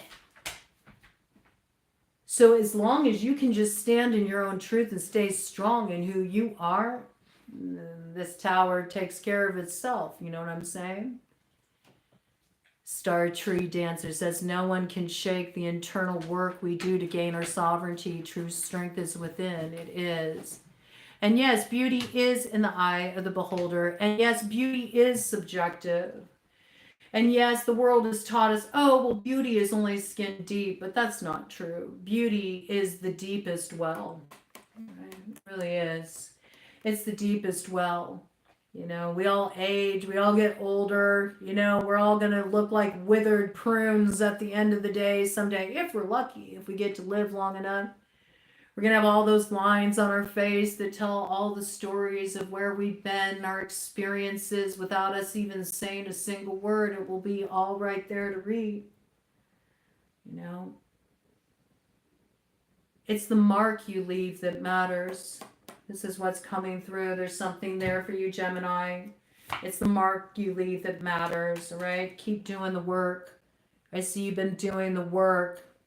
I see you've really been holding back at times when you wanted to pop off, man. You've been doing a lot of work to alchemize what used to be kind of like your knee-jerk responses to situations. Haha. And it's the key for you, man. Keep going. Look at that. Beautiful energy. The sun. You'll be successful, all right? You're going to overcome in this situation. Really beautiful energy. Leo energy pretty strong here. Yeah, I'm sorry. You know, this character isn't going to be able to dim your shine. It's just not what's meant to be. This is your field of dreams. And I almost love how that sun, you notice the 4 rays are really almost like standing out. Like, really makes me think like your north node's on lock. This isn't going to be taken from you. Okay? So don't let this person get to you. Don't be distracted by their nonsense, man. It's meant to throw you off your block. Don't let them do that. And whoever, you know, this King of Cups is, like, they only got eyes for you, right? So don't be fooled, man. Don't fall for the okie doke. Remember, Loki's on the scene, okay? Don't fall for the tricks. It's all smoke and mirrors, okay? This is just some Oz action, you know? This is that wizard behind the screen playing games. All right, we're going to look at Cancer now. Tell us about Cancer's tower. Is it going to be a tower of power or a tower of destruction so that creation can come on through? Give us illumination for Cancer. Tell us about Cancer's tower. Is this going to be the moment that they rise up with their montage song, or is it going to be the moment they get leveled down to the mat? Okay, let's check it out. I have more faith in you, Cancer. I know you got it in you. Your reads recently have been coming out really good, Cancer, so I think you got what it takes, okay? Let's check it out here for Cancer. This is for any significant Cancer placement. So if you have a prominent placement in the 4th house, or if you're Capricorn rising, that makes you a Cancer descendant. All right, stopped right there. Look at this. You're already there, man. Bottom of the deck, basis of the matter, and you know it too. You're really holding the light right now, Cancer. You're holding the light. You're also staying focused on the light. You're not being distracted from where you're going. I got that, okay? You got your focus on lock. You may have even been doing some meditation work recently around Manipura, around the solar plexus chakra. You've been building up your sense of power. You've been building up your confidence.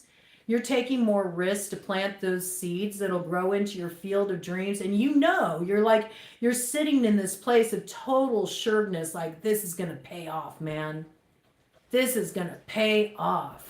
I know that I'm going to have my time in the sun. I know I'm going to have my time in the sun. I see these sunflowers. They always make me think of Oshun for some reason. They always make me think of Oshun. Some of you may feel very connected to Oshun. Some of you are just really ready for that sweetness. You're also ready to hold out, you know? You're ready to hold out for what's really, you know, going to be that moment of sort of like shining glory for you. That moment where you get to say, yeah, I made it, you know? I made it through the cold. I came out of the cold. I made it through the dark times, the lean times, the hard time and bitter tea, and now I'm just basking in the sun. This is really beautiful, beautiful, beautiful energy here. Okay, beautiful energy here. I like that as the baseline of your energy. So let's check it out. Tell us about this tower. It looks like you're having an awakening tower, right? I see that sun energy. It just makes me feel like you're just in this place of just like basking in the light. You've been building quietly through the really difficult times and the challenging times. You know, there's no victory while you're questing, right? Nobody sees all the work that goes into the rise. Yeah, just as I said that, Empress in reverse, okay? I love this, the way this imagery is coming out here. What landed on my lap here? Let me check it out. Oh, yes, okay. Empress in reverse, we got the Two of Cups to the Empress in reverse, okay? So I see this coming through as there is some kind of love relationship you were in, and this love relationship in some way dishonored you, disrespected you, didn't recognize your true value, tried to make you believe that you somehow were less than, or you for some reason needed to almost like grovel in order to receive a little breadcrumb of love. This is probably dealing with somebody who is quite manipulative, you know, maybe did a fair amount of damage to your self-esteem in the past or affected you in some way on this level. But what they don't really understand is I don't feel like this person was able to get a stronghold over you, because I feel like this is you right now, okay? This is where you're at right now. It makes me think of the journey of Persephone, right? I think that you did a deep dive to integrate your love experiences, and especially a particular relationship, somebody that was a soulmate, but this soulmate was sort of like, you know, Hades. I have to say, this soulmate was somebody that they took you to some really deep places, and the connection was very real, but it was also something that caused you to at times lose your power. And I feel like you intentionally chose to sort of like open Pandora's box. And you're like, you know what? I'm not going to run from this anymore. This is something that's kind of always been held over my head. It's something that's always kind of haunted me in a way. And I'm ready to finally like face it squarely. I'm ready to look at it squarely. In fact, you may have an opportunity to actually face off with this particular lover that puts you in this position, and it's a moment of really reclaiming your power and reclaiming that sovereignty, okay? I already feel like you've done a lot of work on your own in this regard, but I feel like you're going to get an opportunity coming through to sort of like speak your truth with this particular lover here. And it's interesting because I see that you're like, okay, let's do it. Like you may feel this coming too. Like you feel it. Like there's going to be a face-off soon. I know that I'm going to have to deal with this. It's going to be one of those you again moments. You know, I think you avoided it for a while, but you know now it's going to be necessary. But it's wild because I feel like in this time you've done a lot of like rebuilding of your own sense of empowerment, your own sense of strength. And so I see you willingly taking the plunge. It's like, let's go. Let's go into the belly of the beast. I'll dance with the devil in the pale moonlight. But it's like through this process, you one by one, you shed every veil of illusion, everything that was a falsehood that was put upon you, that was projected onto you. You recognize this is not my story. This is not who I am. This is not my identity. And I don't want to live from this place anymore. And so I see this is where there's like a flip it around and reverse it Uno moment where then you start to rise. And I feel like this is kind of like what you're preparing for. You're not quite there yet. This is going to be your initiatory gateway. Once you overcome this challenge and you take your power back from this connection that in some way disempowered you in the past. It's an old score that needs to be settled. Then I see you rising up, just like Persephone does, as core in the spring. So I feel like this is right up on you because we're currently in spring season, all right? I feel like this is going to come in soon. I feel like this will come in before summer. And it's the very thing that sets the stage for that activation of your destiny. Because you're transforming this fate. You're like, no, you don't get to tell me how my life goes. You don't get to tell me whether or not I'm worthy of love. I already am love. You know, it's that this is not worthy of me holding court for it. I got it. Woo, it's really kind of coming through like that, okay? I feel like somebody really made you feel almost in a place of subservience to them. And so there's a need for you maybe to really dramatically and authoritatively, I don't even know the correct word for that. Authoritatively. Yeah, there you go. Authoritatively take your power back. Yeah, this could be with like kind of a player energy. Got Knight of Wands on the bottom of the deck there. Aries, Leo, Sagittarius. Okay, this character could come around again to sort of like stir things up. Stir things up. And I think that you realize like you're not falling for the fantasy anymore. It's going to kind of bring a tower to this person. I feel like you're delivering a tower, but it's through one last sort of like tango, you know, with this particular devil. Let me do a cut of the deck here for you, Cancer, and see what we got. Page of Cups. Okay, yeah, here it comes. Here comes the communication. It's going to be like they're coming from their emotions, but you're going to suspect it. You know it's not accurate. Okay? And then we got the King of Cups here. Right? So it's interesting. This is a really interesting energy. I wonder if this offer is being made because there's an awareness that there actually is somebody hovering around here or already in your proximity. Perhaps you're already with this person. You already have a King of Cups here that is ready for love and that sees you as their empress. This could be why this diversionary energy is coming in and making an offer, and why it's going to feel suspect to you, because you're going to recognize that, oh, wait, they're actually here to try to drive a wedge between me and that happiness. Oh, and with that, we got Judgment. I think that's it. And right behind that, the Sun. Okay, so, you know, you already know what the score is here. I do feel like you're going to entertain this a little bit. I do, but it's more for sort of a quest for your power, like calling your power back, calling your soul parts back. You know what I'm saying? Because a part of you is still lost back there. And there's a need to like call that part of you back. And I do feel like you're going to enter into that with this Knight of Wands character, okay? All right, Leo. Let's see what Leo is coming up with here in realms of the Tower. Are they getting a Tower of Awakening? Are they getting a Tower of Power? Or is it a tower to level everything so they can build again on a new foundation? What is this tower coming in for Leo spirit? This is for any significant Leo placement, or if you happen to have a prominent placement in the 5th house. Also, if you are an Aquarius rising, that makes you a Leo descendant, all right? So let's hear about this tower for Leo. What is this tower coming in for Leo spirit? Well, I'm glad you got double confirmation there, Star Tree Dancer. It's always good when you can get confirmation of what you already know is true. That's really what, you know, reads are for, is to just sort of affirm what you already know, you know?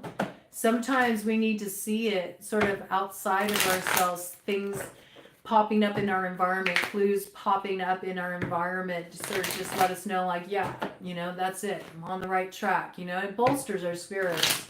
It strengthens us to keep, you know, keep on that good red road, okay? All right, so Leo, what is this tower for Leo spirit? What is this tower for Leo? All right.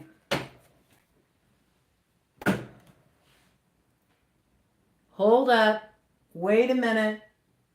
8 of Wands in reverse. Don't be so quick to chomp at the bit, okay? Could really shoot you in the foot here.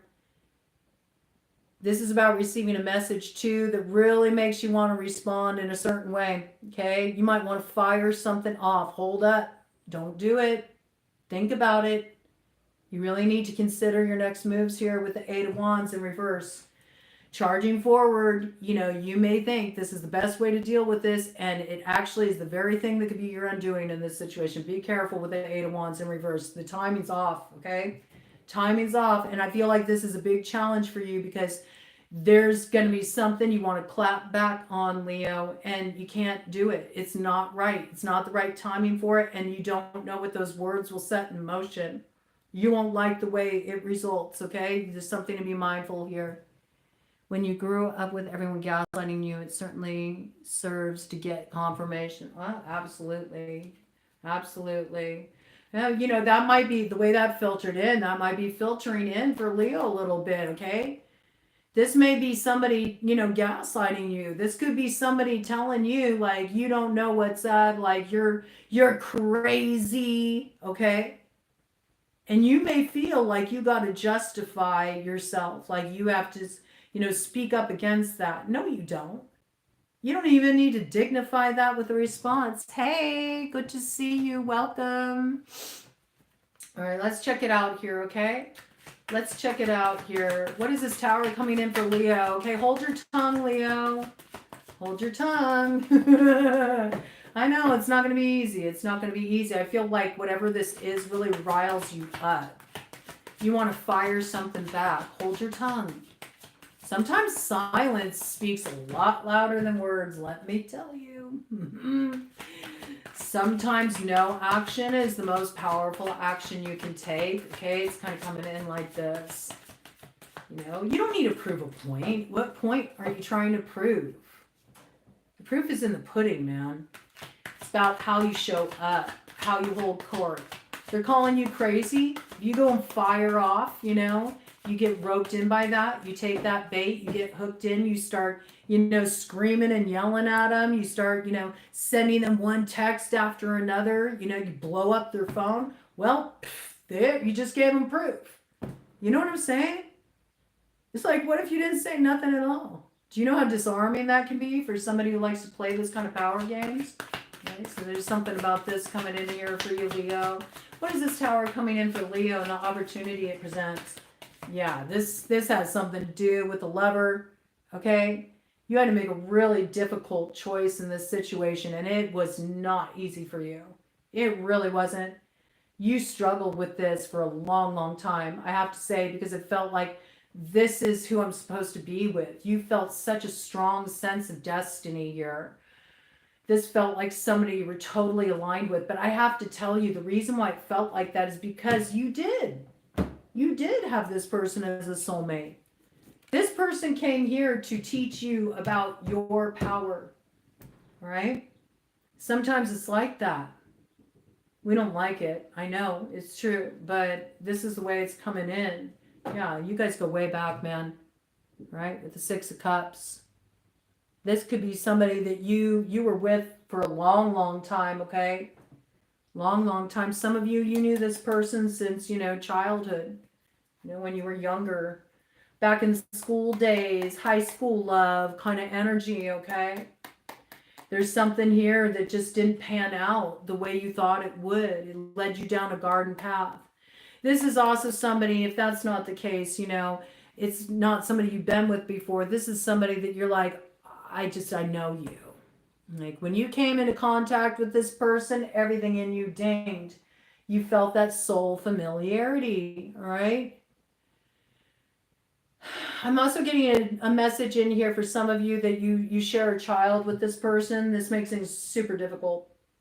Super difficult because you sort of feel like, man, this is a rub, man. Because it's really hard. I have to see this person and I still feel that connection. And I have to see this person all the time. I have to interact with them. And how do I do that without getting activated, you know? I actually got this piece, like you might push each other's buttons. It has a lot to do with vulnerability, right? For others of you, you know, this person makes you feel really young. They make you feel like a child, okay? They school you a lot. I got that. You may feel like sometimes this person reads you the riot act. You're being asked to hold your tongue. I don't know. I'm getting like the vibes of somebody who is very quick to fire off and, you know, they sort of end up proving this person's point. And that could be actually something that's destabilizing for you, especially if you do have a child, okay? And you need to continue to like coexist with each other. Be careful here. It's got a little bit of setup energy in that regard for those who share a child with this person. And you're dealing with some kind of like, arrangements, working things out. You need to be careful here, right? Hold your tongue. Let your actions speak louder than words in this situation. Okay, let me do a cut of the deck here for you, Leo. King of Cups. Look at this. King of Cups is everywhere. All right. Three of Swords. Yes. Okay. So you're dealing with some kind of separation, something really hurt here. There's also a lot of sensitivity here. You could be dealing with water sign energy. Cancer, Pisces, Scorpio. You could also be on the Cancer, Leo cusp here. All right. It doesn't have to be, okay? But this is a matter of love. This is a matter of the heart. And it hurts, okay? That's why you're so activated. It's because you're hurt here in this situation.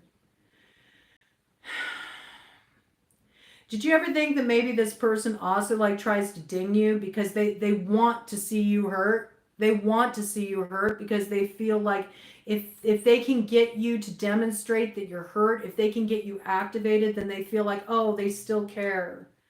Yeah, this is a little manipulation. This person likes to pull this game with you. I see that with the Page of Wands coming up right after that. You could be dealing with a Sagittarius. They love to feel like they got you, by the tail there. This person's always riding your ass, man. But you have to remember, you can just drop that tail and you can regenerate, right? And I recommend that that's what you do, because look at this, Four of Swords here. Peace out, man. Hold your tongue. There's something about just trusting your truth, trusting your position, trusting what you know, and not needing to fire back, because your actions prove it all, okay? Very, very important here. Very important here. Because somebody here is taking really reckless actions, and it's something that can create a lot of destabilization. And I think you would be normally really quick to like enter into this back and forth kind of like argument here. But you have to really consider the losses in this situation that could result with the Page of Pentacles for some of you. Again, this has to do with a child. But I also feel you've learned something here because you've dealt with this before. You don't want to end up in any kind of trouble. And there's a lot that's kind of being hidden in this situation. There could be a Pisces in connection to this situation. There could be an Earth sign energy in connection to this situation as well. Taurus, Virgo, Capricorn, right? Queen of Swords at man. You're meant to cut this off, and you're meant to really demand nothing less than the truth. If people are going to enter your sphere, they have to come unguarded. You don't have time for the nonsense. You don't have time for the BS. You already know what's true with the Queen of Swords upright. This is you mastering the South Node, right?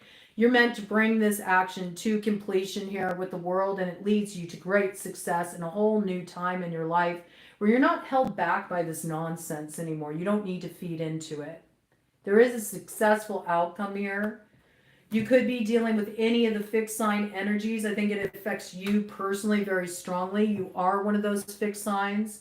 So there's a key here, okay? There's some things you have to stand on, okay? And you can't budge, right? Queen of Swords style. No, we're going to draw a line under that. I'm firm about that.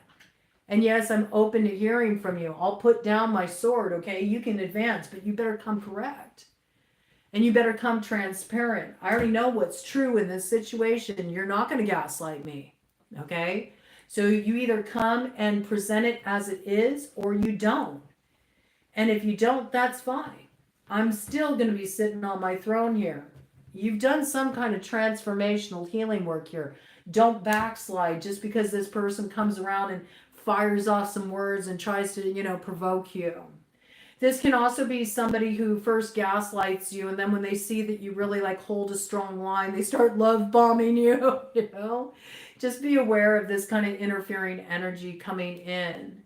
And don't move into a fear space around it, all right? That anytime you're feeling anxiety, fear around it, like come back into yourself. Recognize like, oh, I'm getting sucked into the dynamic again. Pull your energy back, take some deep breaths, come back to center, okay? and disengage. Because you got a new beginning here, and this wheel is turning, all right? You are going to rise up into that north node. You are moving forward. You're not stuck. You're ready for the higher rung of the spiral. You know, your time on the bottom, it's shifting. You're rising to the top here. And again, you could be dealing with any of those fixed sign energies, a Scorpio, an Aquarius, a Sagittarius as well, because Sagittarius is associated with the Wheel of Fortune here. You've had a couple Sagittarian markers come up on the board, right? So that Don Quixote vibes, you know what I'm saying? Don't go chasing windmills here, all right? You're already moving on up. This is a turn of fortune for you, so don't get sucked back into the old drama-rama, right? Very important. Certain things are meant to be brought to an end. They're meant to be brought to a close. Right? So you could have dealt with some kind of third-party interference here. Right? And this may involve like somebody's moved on with somebody else, and you know, you're just kind of left hanging around here, and then this person likes to inject themselves into your story every now and then just to get you roused up. I don't know. What are they trying to do? Are they trying to stir up passion in their romantic connection?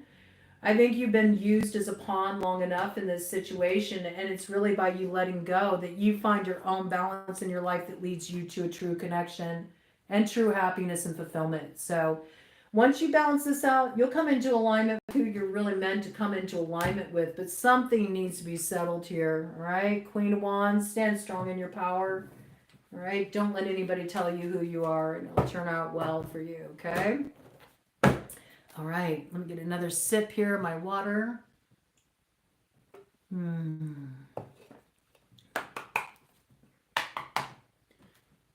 All right, Virgo. What's coming in for Virgo here? What kind of tower is coming in for Virgo? Is this a tower of awakening? Is this a tower of activation? Is this a tower of power? Or is this a tower that levels everything? So build again, starting anew on a new foundation. What is coming in for Virgo here in terms of the tower that's going to be delivered by Thor's hammer, and what's it bringing them? What opportunity is it bringing them? What is this tower coming in for Virgo spirit? What is this tower coming in for Virgo spirit? What is this tower coming in for Virgo spirit? All right, let's see. Bottom of the deck. Four of Swords. All right, in reverse. Well, you're done waiting around. To me, it's got vibes of like an answered prayer, or you're hearing the call and you're like, okay, time to rise and shine, time to get up, time to get in it, time to get in it to win it, okay? Rest time over, time for action, all right? Something that compels you into action. It's activating whatever it is. Let's get more details. What's this coming in for Virgo? What's this coming in for Virgo? What's this coming in for Virgo? No rest for the wicked. That's what I just heard. No rest for the wicked again. You're not going to get away with it again. I won't be foiled again. Nobody's going to take this from me. That's what I just heard. Woo! Ooh, your energy coming out very strong. All crossing energy. Ooh, look at this. You're blocking interference from a certain quarter here, Virgo. We got you very strong in your energy. Look at this. King of Pentacles, all right? It don't matter, okay? It don't matter if you're a woman, man, or if you're fluid, whatever. It don't matter. This is being in that king energy, all right? You're in a place where you're really calling shots from a place of practicality, from what you know and what's been proven to be true. You are not willing to compromise all that you have built for yourself, all right? You know what you want. You know the beginning you want. You're not going to tolerate any nonsense. You got firm wards in place against that. You got that blocked off. You feel quite okay with your decisions in regard to where you needed to cut things off. And you're blocking this particular Queen of Wands energy here, okay? Fire sign energy. Aries, Leo, Sagittarius. You're not wanting any energy that's going to come at you that's just there to seduce you. You're not wanting to deal with any energy that just wants to come at you from a superficial or a casual level, okay? You're wanting somebody who really can, like, you know, be in it to win it with you, all right? In it to win it with you. I also feel like in some cases for you Virgos, this coming into, you're like, show me the money. You're like Mississippi, the show me state, you know? You may have somebody who's trying to lure you into some kind of scheme. They're promising, you know, maybe a big rise in status or some kind of opportunity to you as well. Some way that you can advance really quickly, but it would require you to compromise your integrity in some way. And I feel like there's something you've built here for yourself that you really don't want to sacrifice just for a little moment in the limelight, all right? A little moment in the sun, you know? You know where that leads, okay? You don't want to be led into temptation. I do feel like it's coming in both arenas for you, Virgo. It's coming in matters of the heart. It's also coming in matters of like status, you know? I'm getting 10th house activity, the way you're seen, your ability to generate, you know, financial income, your ability to sort of like get what you have to put out there to a wider audience, but also not wanting to like sort of get the quick sort of like spotlight put on you by maybe playing the game, maybe operating in a superficial way. This is you really standing on what you know to be true for yourself, your own sense of value, what's important to you, and you won't compromise at the end of the day. And whatever this is, whatever you're going to invest in at this point, it's got to be all in with you. And it's got to be aligned with what you know is true for yourself and what you're not willing to compromise here. Okay. So you're in a very strong position. So I do feel like where somebody's coming at you from more of a sort of like, you know, superficial stance, or where there's an opportunity that's presented to you, I feel like it is attractive and it is tempting. Your challenge is going to be really to like put the blocks on that, okay? And trust that you are going to get where you want to go. You are going to receive what you're wanting to receive. But it does require that you stay very connected to what you already know is true for you here, all right? That King of Pentacles energy. See, what do we got here? Temperance. Look at this. So yes, you're balancing out your natural impulses here with temperance, you know, something that used to maybe sabotage you in the past. So you do got a temptress or a tempter that's coming up to issue a challenge on your path, but I think you're going to be successful in balancing this out. I've been hearing this message so much. Don't compromise your integrity for a shortcut by playing a game or operating in a superficial way. And now you are too. Know what you are not willing to compromise. Absolutely. Absolutely. Yep. Absolutely. That's a fire test of truth as it is. You know what I'm saying? Because it's so tempting. Especially if you've been dealing with a situation where you feel like, I've just been waiting, I've been waiting, I've been waiting. So there's something here on the other side of it. And then like, ooh, look, here's this glimmery thing. Oh, you know, you want it. You want it because you feel like I've been on this quest, like through the desert, man. It's just been nothing but wasteland ahead of me. I'm parched, man. I need a little something to come in here, you know? I need a little something. I've sent up my prayers. Why haven't they been answered? And then here comes this thing. It's like the siren's call, you know? It lures you in.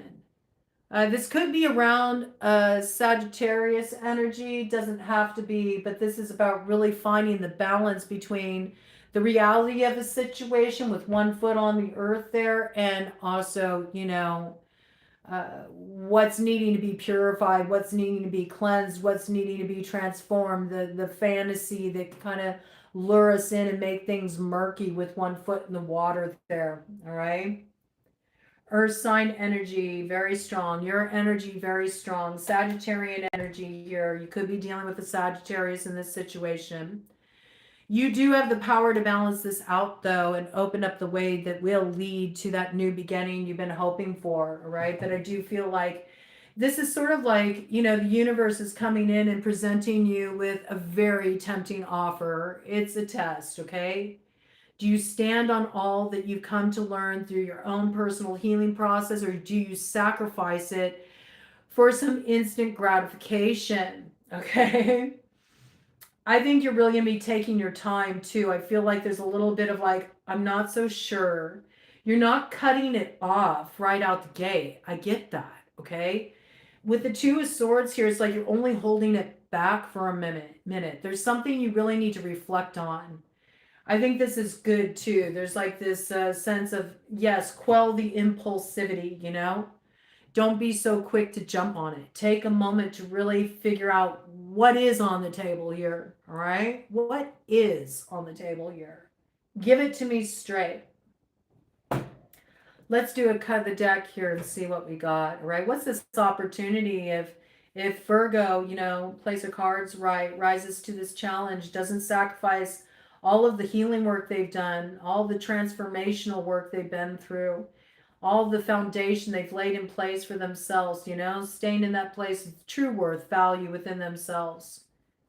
What's on offer here? Oh my, what is up, man?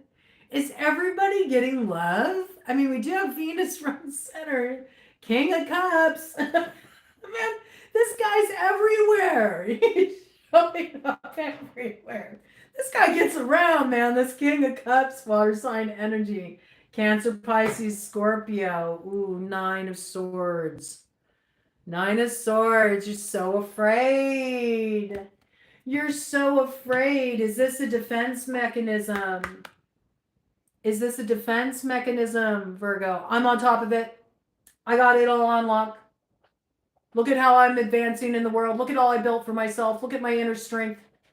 Look how stoic I am. You won't see even a teardrop fall from my eyes. In what way are you holding back a wall of passion, though? Interesting for this to kind of come in. Interesting for this to come in, okay? Nine of Swords. You're so afraid to open your heart. You're so afraid to be vulnerable. Maybe you opened your heart before and you felt like you dealt with like a rejection and response. So now, you know, maybe your challenge is here, you got to let down the shield a little bit, okay? You got to let the opportunity in. What's behind this Nine of Swords? Six of Pentacles. You see, this is what you don't recognize. There's a true opportunity here to redress this balance where there can be a mutual give and take, a mutual sharing in this situation. But you're afraid. You're afraid to let it in. I see why. I see why. Because every time you've let it in and it got to this place where it felt like, yes, cheers, we made it. In came in some other person here trying to get in the mix, insert themselves in the mix, and then you felt like all of a sudden the third wheel in a situation where at first it was just the two of you, right? This can be another like lover. This can be like a Queen of Wands coming around, you know, somebody comes around, a temptress comes around, and all of a sudden the love of your life is like looking in another direction, you know? You may feel like you've dealt with a lot of wishy-washy energy. This could be that you're like, oh yeah, I thought I wanted to come together with this. This feels right. And then all of a sudden it's like, squirrel. But wait a minute, that opportunity looks really good over there, all right? Yeah, there's a need to make a definitive decision here, I feel, and a need to get focused. And that's what's going to lead you to this place of this new beginning you seek, you see? First, you got to open up your heart, all right? You got to be really like open here. You got to let yourself feel what you feel. You also, if you want this sense of commitment, if you really want this, yeah, I got to tell you here, look at this. We got the devil. The devil's in the details here. Do you see what I'm saying? It's the little things you need to notice here. You have to pay attention to this. Capricorn energy. And Capricorn energy here, we also have to think that represents that 10th house. So what you have to be mindful of in this situation is that that's also about, you know, what you're putting out there, how you're showing up in the world, how people perceive you. You know, how do you want to represent yourself? Again, for some of you, this is coming through and an offer is being put on the table. It's like making a deal with the devil in some cases in terms of business. It may look like it's the answer, it's what you've been waiting for, but in some way to take it, you know that you got to compromise a little bit. You have to compromise on a core truth. You need to be mindful of this, because then you'll end up in a compromising arrangement where you don't realize all that you signed away. It's not all you thought it was. All right? You got to remember what's true in your heart, what you really are wanting here, even if that means sacrificing instant gratification in order to arrive there. So I feel like there's a real opportunity here to advance, okay? But the question is, does it measure up? Is it true? Is it true to what you're wanting to create here? There's something that you've learned, all right, with the Hermit energy here. There is a certain sort of spiritual wisdom you've gained here. And you know, certain directions shouldn't be pursued because they just lead you to a place of disappointment. All right. So I think that your advice here in this situation is to take your time. Take your time in making this decision. All right.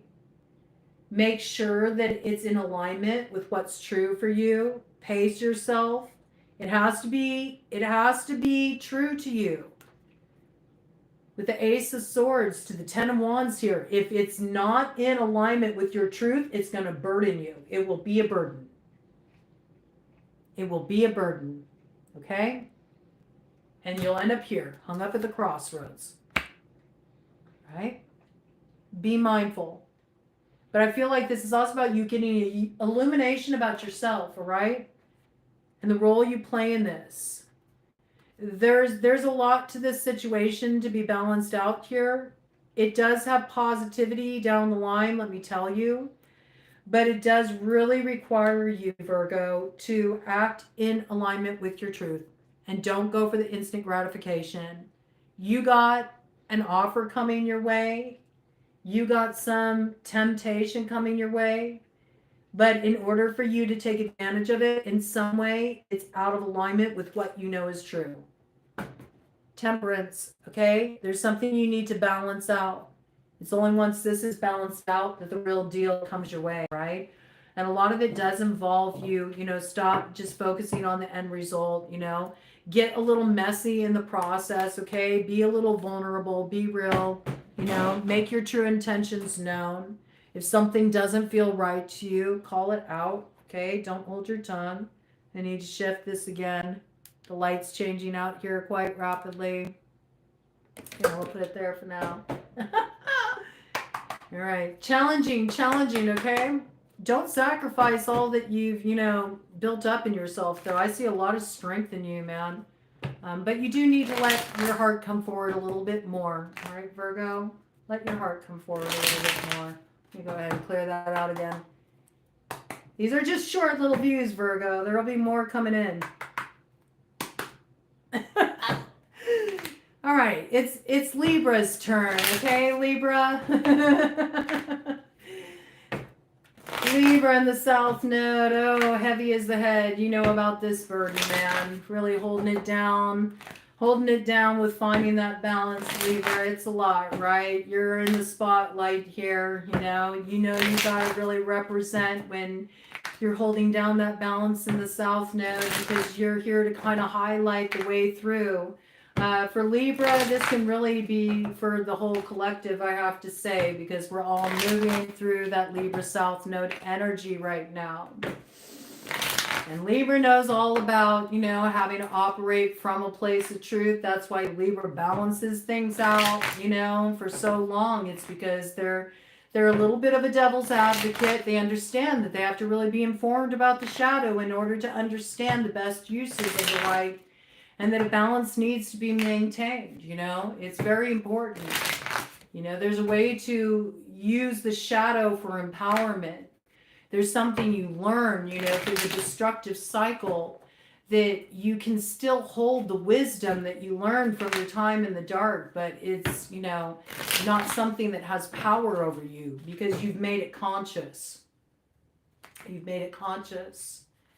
And so now you can have the authority to wield that light. You can have the authority to bring down Thor's hammer. You can have that authority to make those judgments, to find the balance, you know, to ride that lightning of transformation and bring about an illuminating tower. But let's see how Libra's been doing with this responsibility at the South Node. This is for any strong Libra placement, or if you happen to have a prominent placement in the 7th house, or you are an Aries rising, all right? Let's hear about it, Libra. What you got coming in? Do you have a tower of destruction, or do you have a tower of power? What kind of transformation is coming in here for Libras? Is this an activating, awakening moment, or is this a moment that really shocks some sense into the Libra collective? All right. What is this tower coming in for Libra? What is this tower coming in for Libra?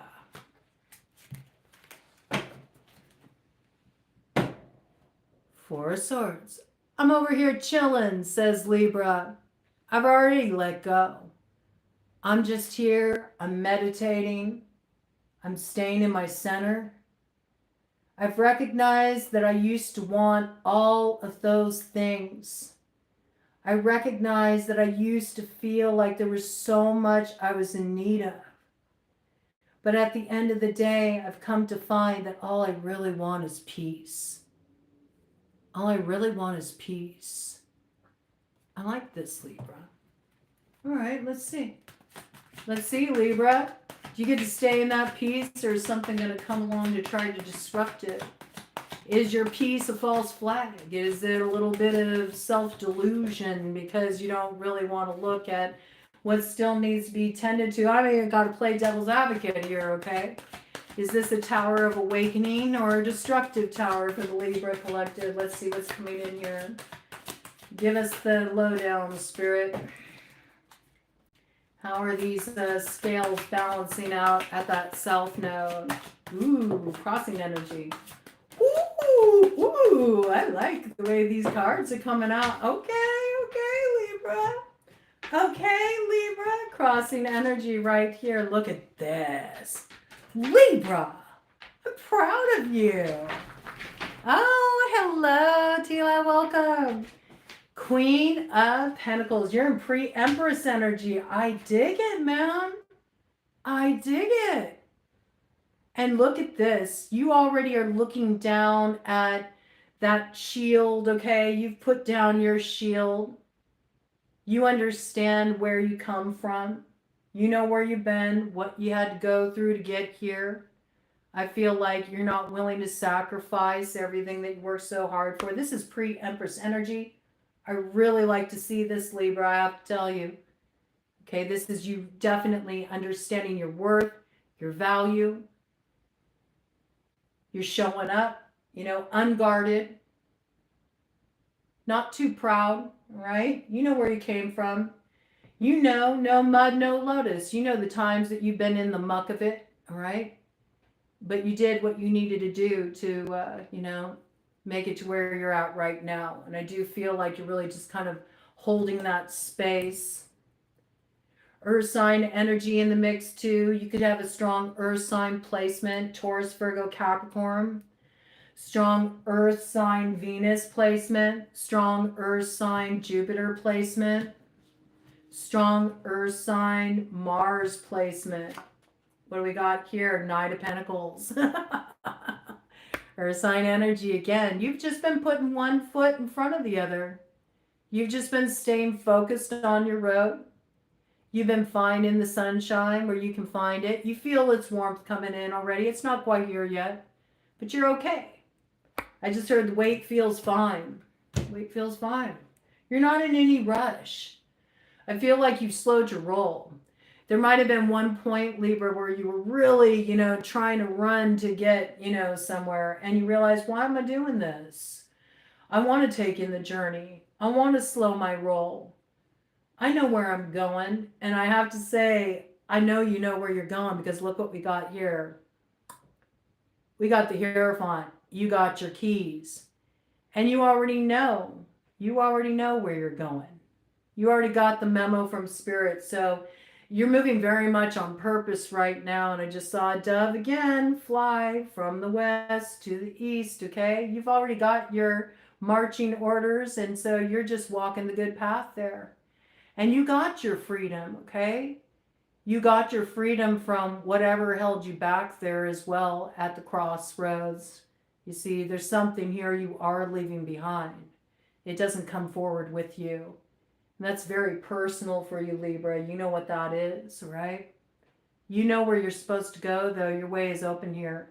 But there is another who's got their freedom too, all right? There is something else here that gets their freedom as well. It doesn't come with you.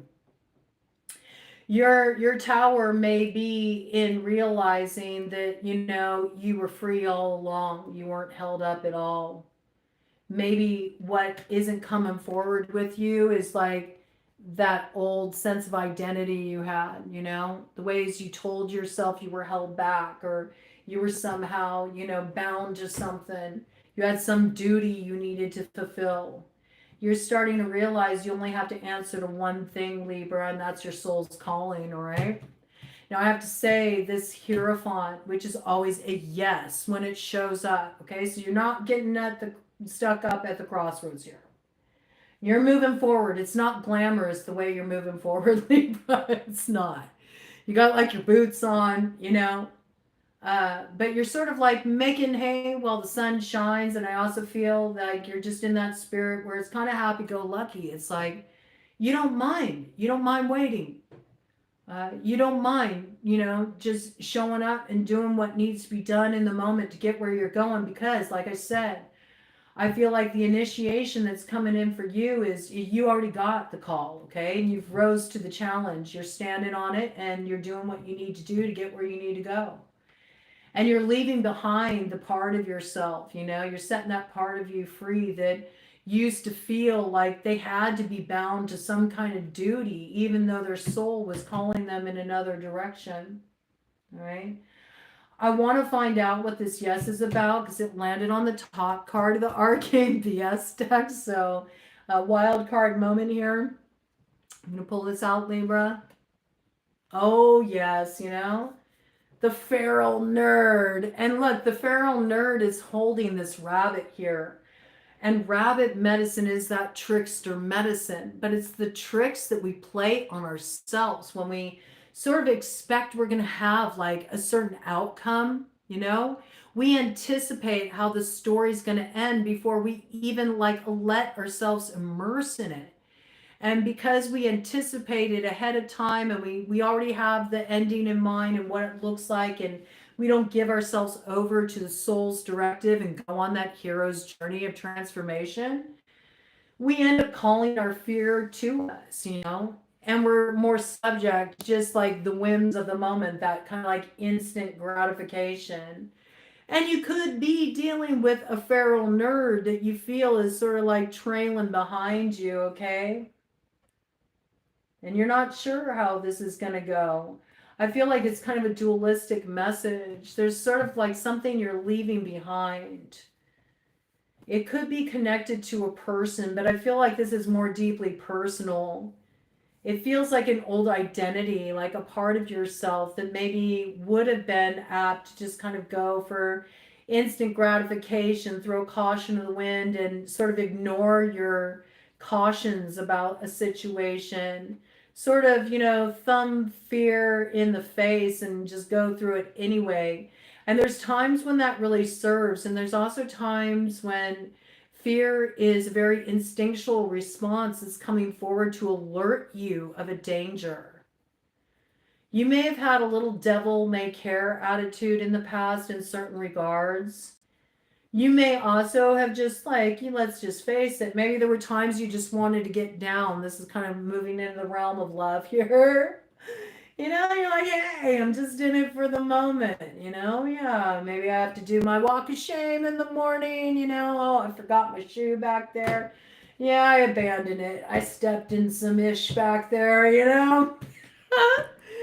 And you're realizing now that, you know, maybe what kept you holding on to certain connections like that or moving like that, you know, maybe you were dealing with kind of like a player kind of energy as well, where it felt like just a totally, you know, sexual connection. There ain't nothing wrong with that necessarily, okay? Ain't nothing wrong with that, but you realize that, you know, it was fear maybe that kept gravitating you back to certain choices. And the fear was from you actually, you know, truly living in alignment with where your soul was calling you to go, I have to say, okay? Yeah. Yeah. It was a way to keep you safe. You know, it's interesting. You'll always hear people say this, like, oh, nobody ever wants to commit. You know, I'm just deal with all these players. And it's like, do you ever look at your part in that? Do you ever look at how you tend to ignore your own intuition, your own knowing, your own assessment of a situation? And you're just like, yeah, but it just like looks so much fun. So like, forget it. Let's just go for it. And then it of course, you know, can't show up in the way that you want it to. It can't turn into what you want it to be. And so you blame that situation. You get to project, you know, your inability to just trust what you already know, what you've already assessed about a situation, how it measures up to what your soul really wants. You're able to kind of like negate your responsibility in that situation rather than really recognizing, like, no, I keep picking these people that I know aren't what I'm looking for because it keeps me in a safe space. Mm-hmm. There's times when like thumbing your nose at fear, you know, isn't always the wisest action. There's times when it's better to sort of like pull up a chair for fear and say, you know, teach me what you're here to show me. You know, fear is always a sign to pay attention, just like pain is always a sign to pay attention, Libra. All right? But I feel like whatever you're doing here, you've done very well. And I feel like you're freeing yourself from a certain storyline that really disempowered you in the past. And you realize, no, I get to write the story on my own terms. And I'm doing that. And I'm taking my time. And I'm enjoying the journey and the way it's unfolding. And I'm kind of just like focused on what's showing up in the moment because I've recognized through all of this, what's more important than anything at the end of the day is my growth. What's more important than anything at the end of the day is my peace. And I'm quite fine taking my time, getting where I want to go because there's already this assuredness that where I'm going is being directed by my soul. So I already know what I find there is what's meant for me. Right? What's meant for me. You got your keys, Libra. I like this. You also set another free, okay? Who's paying attention, Libra? Let me do a cut the deck here, wrap this up for Libra so we can move on to the next sign. Let's see what we got here. Oh my gosh, are you kidding me? Yeah, I don't even need to worry about it. Queen of Pentacles, King of Pentacles. Yep, you already know. It's there waiting for you. What's the struggle for? Paths that are meant to come together always do in the end. We got the Wheel of Fortune here, okay? So I see time is on your side, Libra. You have faith in your destiny and it's coming in for sure. Here, look at that. Beautiful energy. Things are getting moving here. You could be dealing with any earth sign energy, Taurus, Virgo, Capricorn. You could also be dealing with Sagittarius here with the world. There could also be fixed sign energy in the mix in this situation. Maybe that could have created some kind of like moments of reflection. Let's call them. I said cause them, okay? Well, maybe they did cause moments of reflection, but I feel like they were necessary pauses on the path so you could come to a deeper understanding of a particular connection here. A lot of soulmate energy coming in here. Oh, yes, it was a long battle getting here. That battle hasn't gone anywhere, okay? It's still hanging out on the periphery here. In fact, they got wind of it, Libra, this change that's coming in for you. We got Five of Wands here. You know there's a lot questing for this spot. There's a lot of people who quest for this spot. There's a lot of people who want to best you for that spot, but I don't see them being successful here because look what we got. We got the Six of Wands. There you go. You're leaving all that behind you. Leaving all that mess behind you, and here you are. Empress. Beautiful energy, Libra. All right? So you're right at that place, man. You're already at the initiatory gateway. You're already moving through it, and you're just enjoying the new avenue because you already closed everything back there with the world. You balanced things out. Again, fixed sign energy. You might have balanced something out with a Taurus, with a Leo, with a Scorpio, with an Aquarius. Whatever it was all good. You took the lessons, no hard feelings. Here you're free, and so am I. I'm not staying attached to this. Marry me, marry part. We're on our way, ma'am. Looks good. All right. Let's bring in the next sign. Is that combo asking to be shown part of shadow work? Could be.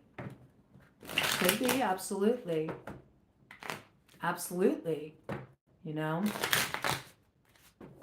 It could be a conversation with your shadow. It could be your shadow manifested as that person on the other side of the negotiating table with you. They're actually your shadow communicating. Yeah, absolutely. I mean, shadow work naturally comes into play. Anytime we're looking at Libra, you know, Libra's got this representation sort of, you know, in astrological circles as being kind of like, oh, just ditzy. I can't make up my mind. I'm so wishy-washy. That's not what it is. It's like, you have to understand when we're looking at Libra, Libra is responsible for, like, you know, holding down the balance of justice and judgment and Empress. These are three cards that represent the Libra archetype in tarot, okay? And we all possess Libra in our chart. Some of us have it highly aspected, but even if you don't have a single placement in Libra, you still have the house of Libra, all right? And it's about union, but that marriage, that union, it's not just speaking about union within the other, you know, the lover, okay? The marriage, you know. It's also about open enemies, okay? Because we have to think of the Venusian energy is not just about love and beauty, it's about war, right? So again, we have this kind of dichotomous energy, right? We have what we could call, you know, black and white thinking, either or, us versus them kind of thinking. But the end goal of Libra is to come into the center balancing point. Shadow, light, held in perfect balance. Right? Understanding that there is a time for love, there's a time for war, you know? There's a time to be in that place of allowing the flowering and the blossoming, and then there's the time for pruning. There's the time to cut off what doesn't serve. There's a time to stick to your guns. And that is the challenge right now, okay? How do you temper that? How do you balance that out? Here we are right here today. It's the Uranus-Jupiter conjunction. Sagittarius on the scene. Pisces on the scene. Pisces also has Jupiter as a ruler. Wild card energy of that potential for a tower, but also the Fool's journey in the mix here with the Aquarius energy coming in with Uranus. And we already know we got Pluto in Aquarius right now. Okay, so that's about integrating the shadow. There's uses for the shadow. And make no mistake about it, without the shadow, there can be no light. You can't eradicate the shadow. The shadow is part of the creative force. It's the place of potentiality. What gets actualized out of the shadow, that has everything to do with you, the creator. What do you pull out of the shadow? Do you only take with it the darkness, or do you actually find the way that it compels you to seek the place where the light gets through? Right? Yeah, this is the work. This is the work that we're all invested in collectively, moon sign. I love that you have Libra's moon sign. I think that's a very beautiful placement for Libra. I don't know why. I just really love that placement for Libra. Mine's in Sagittarius. I got a Sag stellium. But it's interesting. It's very interesting. You know, it's really about being able to be in that place where you can have wise judgment about holding both energies, the shadow and the light, so that they come together in such a way that the way that you use your power is informed by both. And that's what creates the balance. You know, that's what creates the balance. We can't always have, you know, the light. There are times when things need to dissolve. There's times when things need to come to an end. There's times when we need to experience the deaths. It's a natural cycle of life. And so to resist this is pointless. You know, it's about staying in that place of balance where we can maintain a balanced perspective. And that is the full creative potential. Maybe every tower is a tower power. Now that's a very Libran way to look at it. Yes, absolutely. Because we have to look at it, you know, even when a tower comes through to sort of like, you know, bring us back down to size, okay? When we get a little too big for our britches and we think we know it all and we got all the answers, and so it's like, well, you know, I hate to do this to you, but you know, you got to get a little egg on your face here because you don't have it quite right there. That tower is coming in to provide a source of liberation. In some way, it awakens you from a fantasy, you know, and I think about the Pisces energy, and yes, we got Jupiter there, but we also have the Neptunian energy, which can be the part of us that sort of like likes to just sort of like frolic down garden paths because, oh, it seems so pretty and it seems so enticing and so inviting, and we just kind of go with the whim of the moment, and we abandon the lessons we've learned, we abandon the wisdom we've grokked, and then we're like, how did I end up here? Well, you know, so there's a little bit of that balancing energy that needs to come into play. And so this is the energy that's, you know, it's the work. The shadow is very front and center. And as long as we can kind of remember that whoever's showing up on our paths, whoever is, you know, presenting themselves as a challenger, or it doesn't even have to be a person. It can be a situation you're dealing with. It's there to be a mirror for you, to reflect something to you. So pay attention, you know, always come into your own experience. What am I feeling here? What am I, you know, getting in touch with here? What's stirring in me here? It's important, okay? It's important. And I do agree. I think it's all an opportunity to rise. The tower is an opportunity to rise. Tower is an opportunity to begin again. You know, people talk about like the end of their lives and they're like, I wish I would have done this differently. It's like, well, a tower is an opportunity to like, you know, do it differently now. You know, you don't need to wait until you've used up all your, you know, brownie points and it's time to cash it in, you know. You can actually, you know, you can take advantage of that now. You can start making the choices you would have made now. You know? So yeah, I think all towers can be towers of power, man. All right, it doesn't have to be a negative thing. All right, Scorpio. Scorpio, Scorpio, Scorpio. Scorpio is quite highlighted right now. A lot of Pluto action going on right now. A lot of Pluto action coming in tomorrow. Sun square Pluto. All right, Scorpios are really going to be feeling this big, big, big time. All right, Scorpio energy at the forefront. Oh, Aquarius, you're going to feel it too. Which means the collective is going to feel it as well because Pluto is in Aquarius. Okay, so this is the time, especially with today. And we got that, you know, Venus conjunct Mercury, okay? Sun into Taurus already on the scene, right? That happened yesterday. Today we got the Uranus-Jupiter conjunction. We also got a Lilith trine, right?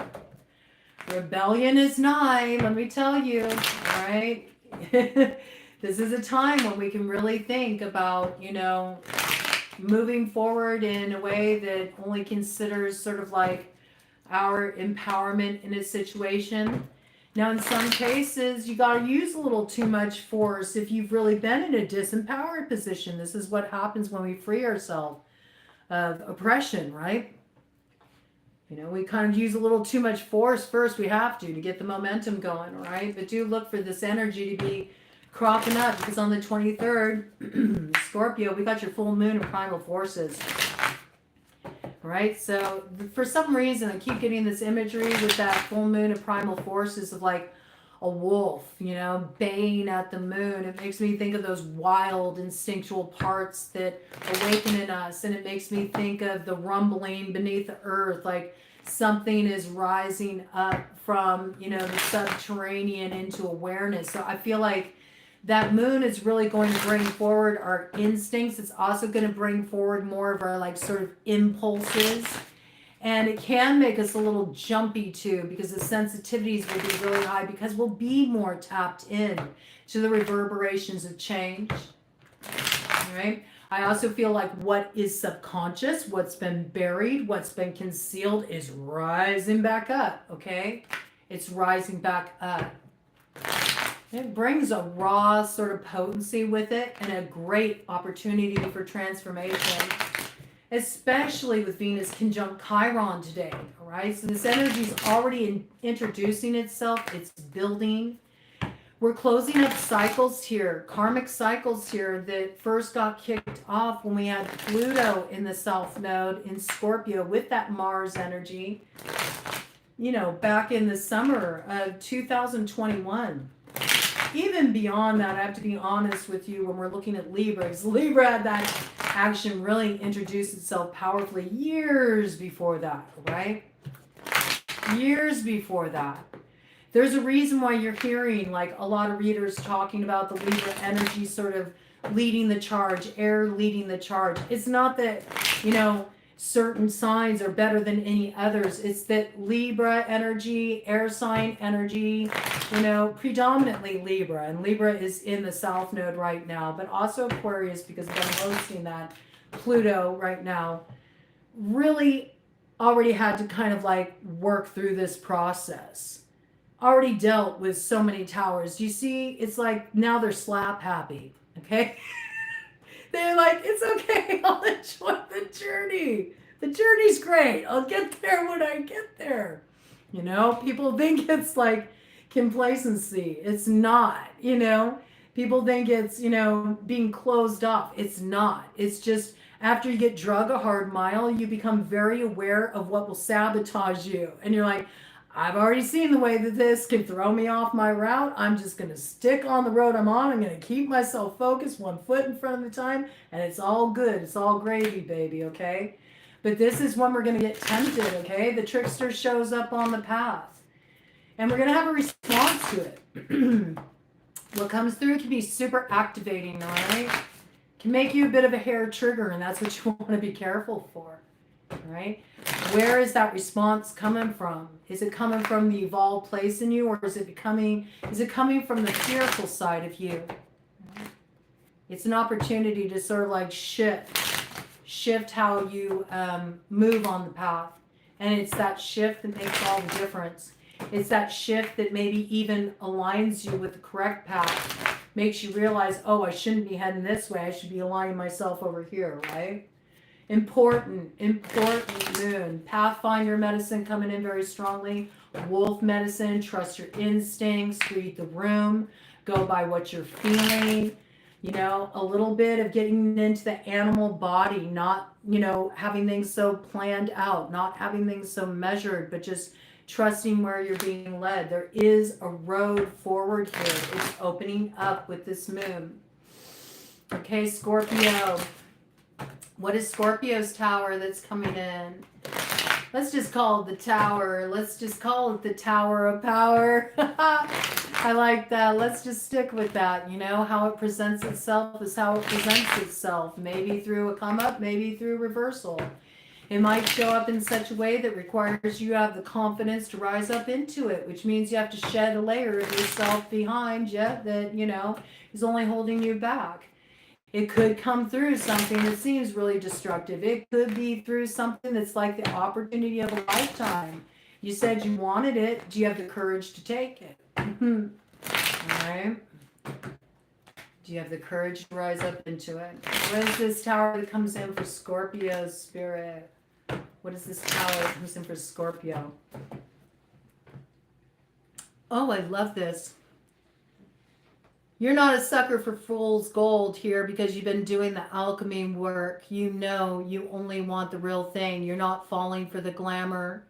You're not caught up in the illusion. You recently shed some illusion. It has you seeing things very clearly. And it's made one singular choice absolutely get unlocked for you. And this has brought you to a place of really feeling in the center of things. You see how that ring light is moving there? It reminds me of being the calm eye in the center of the storm. It's like it's all happening around you, but you're in the center of it. You recognize you've been caught up in what's around you, and now instead you're putting yourself in the center of it all. And putting yourself in the center of it all, you're finding your place of personal empowerment. So I do feel like you've already dealt with the Tower. Something disillusioning already happened here. And now you're sitting in that place of calm. And you feel all the potentialities kind of whirling around you. And you see the way you so often got pulled out of your center or pulled into other people's narrative, other people's stories, situations, dramas, and you got caught up in it, and the way that kind of like uprooted you in your life and sort of caused problems that didn't need to be there in the first place. But there was something you learned through it too, and so it was a necessary part of your journey. But I feel like now you're arriving really in the center of your power. And I feel like you're sensing, I feel this energy like of just sensing what's whirling around you, not getting attached to any of it, not getting plugged into any of it, but sort of just being in this place of the center and knowing as long as you stay in your center, you're protected from getting caught up in any of these illusions that you may have gotten carried away with in the past. Okay, what's coming in here for Scorpio? What's coming in here for Scorpio? You got one card, very simple. Oh, this could be around a King of Wands energy, right? I feel like you're readying yourself to take a strong action, or somebody is preparing to take a strong action in relation to you. All right? Fire sign energy, Aries, Leo, Sagittarius. Yes, with the lizard energy here, that's dream time medicine. So I do feel like there's been kind of a sort of slippery quality around what you've been dealing with. I also feel like you're trying to anchor something that maybe has stayed in that sort of like dream space, hoped for space, and actually see, can I take an action to really root it into material reality? But there's a place of really wanting to be in the center of your power. Some of you are really using the fire in your chart, You got fire strongly aspected in your chart. Maybe you got a fire moon, all right? Maybe you have a fire north node. You're really calling on your fire right now to straighten by fire. You're mastering your fire. There might be somebody you have to face off with that sort of inspires your ire, okay? Makes you want to use your fire in a destructive way, and you're really tempering this. You know that if you don't use your fire properly and masterfully, if you instead use it to say like, start an argument or try to force your way or, be too demanding, that it actually can lead to further disillusionment and getting caught up in the same sort of track again. So I feel like you're staying in the center of this. Through staying in the center of this, you're starting to really learn how to use your power, okay? In an effective way. And it's starting to inform a very strong action that you're going to take. It could be in regard to a fire sign energy. I feel really, though, it's about you using your fire for transformation instead of using it for destruction. You may have had to have a tower fall so you really could understand the way that you misused power in the past, and it led you to like confusing experiences. You know? You're starting to see it in a new way. I think you're steadying yourself. That's why you're in the center of everything whirling about you. You've been letting this sort of brew. You're preparing to take an action. Yeah. You're preparing to take an action against a particular devil. You got your sights set on someone here. You know, you're really kind of like surveying the situation. You know, you've been peering in the shadow quite a bit. I think you've caught up even within yourself. You've been minding the details. You know, you might have been tempted to act prematurely, and then you're like, wait a minute, you know? You calmed yourself. You stopped being distracted. You came back into your own energy, or this is what you need to do. There's details here, okay? If you do this, you're going to be very clear about these details, and you'll be able to catch them up before they end up creating a sabotaging kind of influence. Ted says yes, okay? I feel like it's something within you, right, that you need to be aware of here. Let me do a cut of the deck here, Scorpio. The world, right? Yes. Look at this. I love this. I love this. It's like, I love this. Okay, this is how this is coming through. See what you put there. Hold off until after Mercury goes direct, worth the wait. I think that's good guidance for anyone. I would say even like 2 weeks after Mercury goes direct too, you know, because there's always that shadowy influence. And actions carry a particular weight right now. But this is what I got, okay? I get that you could have an opportunity to sort of like, you know, throw your weight around, Scorpio. You could kind of put forward a sort of like braggadocious like display of power, you know? Maybe you would have done that in the past. This could be anything from like needing to get in the last word, or wanting to sort of like make somebody submit, you know. This can be just really being very focused on a conquest of sorts, you know. It has something to do with appearances or the way you're perceived. And it may have been more something that, you know, you would have been apt to engage in before, especially in a competitive situation. But I feel like you recognize that it's actually really disempowering when you get caught up in a competitive situation, because it took your focus off of you. And once you did that, you started to realize that you don't want, this is not the new beginning you want. You don't want to head off in this new direction. What's presented as a new direction is not a new direction, it's old. Okay, so you got a particular devil that's going to present you with an opportunity. And old you would have been all about it, because in some way it would have been one of those moments where you would feel like you conquested, you know? You got like bragging rights or something like that. It would have really appeased the ego. You would have thought it would have been a real good look or like a redeeming moment. But you're recognizing all that comes with it. And that if you take this on, it actually fully disempowers you. And because of that, you're choosing instead to bring it to a close. Right? And I think you're going to take an action that's going to make it really clear that you're bringing it to a close as well. It might be quite surprising. As the world turns, so are the days of our lives. You're extricating yourself from a particular soap opera. This has been a karmic loop. You're transforming it. You don't want to live in dream time anymore. You want to have the real experience. Okay? You could be dealing with a Taurus, right? You could be a Taurus rising. That would make you a Scorpio descendant. Okay? This is for any, you know, Scorpio placement, strong 8th house placement.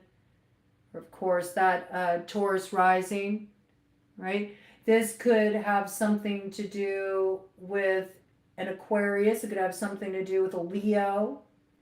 You're deeply affected by it, all right? You took your time in making a particular choice. You know exactly now what action you need to take. You're going to become very clear if you just sort of like hold your fire, right? Hold your fire. You're going to be able to alchemize the energy here, and you're going to know exactly the action you need to take that leads you to your true north. And with that, we got the Fool, okay? This could be in relation to an Aries that you're dealing with here, just that fire energy coming in. Aquarian energy as well. I do see you taking a leap. You're heading off in a new direction. You're traveling light. You may actually be traveling. You may be going on the trip of a lifetime. Could be you're meeting up with somebody at a distance. Could be you are actually going to a different locale. You're uprooting yourself. You're starting brand new, independently. It changes everything. Okay? It changes everything. But there's an old battle here that really needs to be put to rest. Yes, and this is where the tower is falling. And it brings you into alignment with this truth and a true sense of personal fulfillment. You're going through a little bit of an education here, I have to say. Because we have the Five of Swords. Your challenge is you could really sabotage yourself in this situation. And it has something to do with you feeling like you got done dirty back there in some regard. You're seeing two head off into the horizon, and you feel like you're left behind to clean up a mess. Maybe even caused you some kind of disruption in your stability. Could have been a group dynamic. Could have affected your home, your living situation. Could have affected a serious relationship, committed love relationship where you were building with another. Right? There's something you've really been reflecting on here. You've been really rebuilding yourself in this situation too. You've had to look at a lot of disappointment and also look at your role in it. But there is an opportunity here for you to come into alignment. Come into alignment with what's meant for you, but only if you stop the need of micromanaging what's going on with these two. Okay? It's time to stop focusing on what's going on with these two because this has come to an end. And you're still caught up like in an old storyline because you're not letting this go, right? You either let it go willingly or else down comes the hammer of Thor and that lightning, all right? And it causes a lot of disruption in this case. And it's up to you, you know? It's all about how are you going to wield your fire. Right? So this is really important test, Scorpio, because something's going to happen here that will put you in alignment with your truth. And it's important that when you act in alignment with that truth, but don't be so quick to act thinking you got the whole lay of the land when there's a certain illumination that still needs to come through. And this illumination may have to do with you and the way you're keeping what's already closed alive by sort of your focus on it. All right? Something's meant to be laid to rest, and though you don't recognize it, whatever's being laid to rest here is actually your key to your wish fulfillment, to your personal fulfillment. There is something here for you, but you're on a journey of education right here with the Page of Pentacles, okay? Again, you could have a strong earth sign placement in your chart. Could be a Taurus rising, right? I also feel like this is the need to, be open to learning, be open to learning different perspectives, be open to seeing different ways of looking at things. I feel like you're going to get a little education from life that will give you a different perspective, but whatever it is frees you, okay? And it puts you in alignment with where you need to be, and you're going to be very certain about it too. You'll take a very strong action in that direction, in fact. And it may really see you going places with it come fall, all right?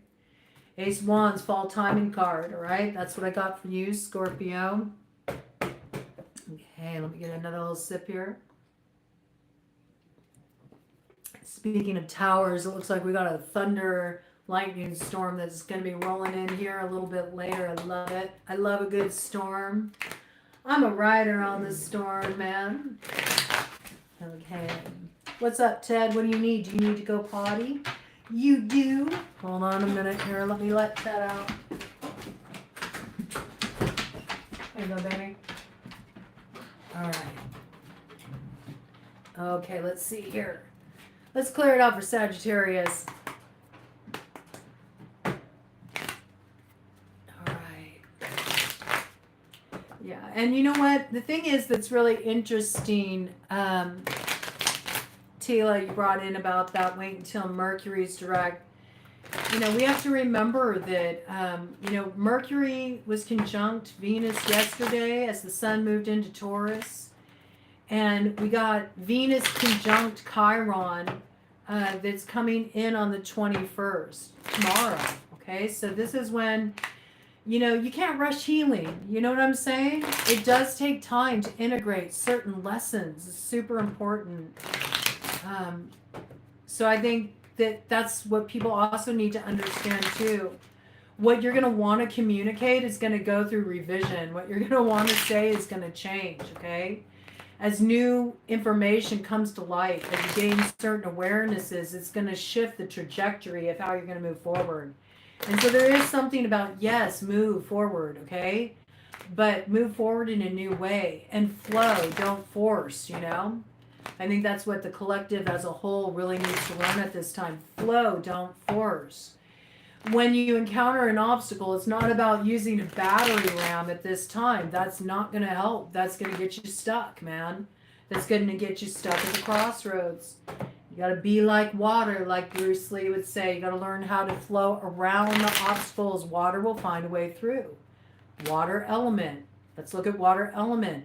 Intuition, nourishment, feeling.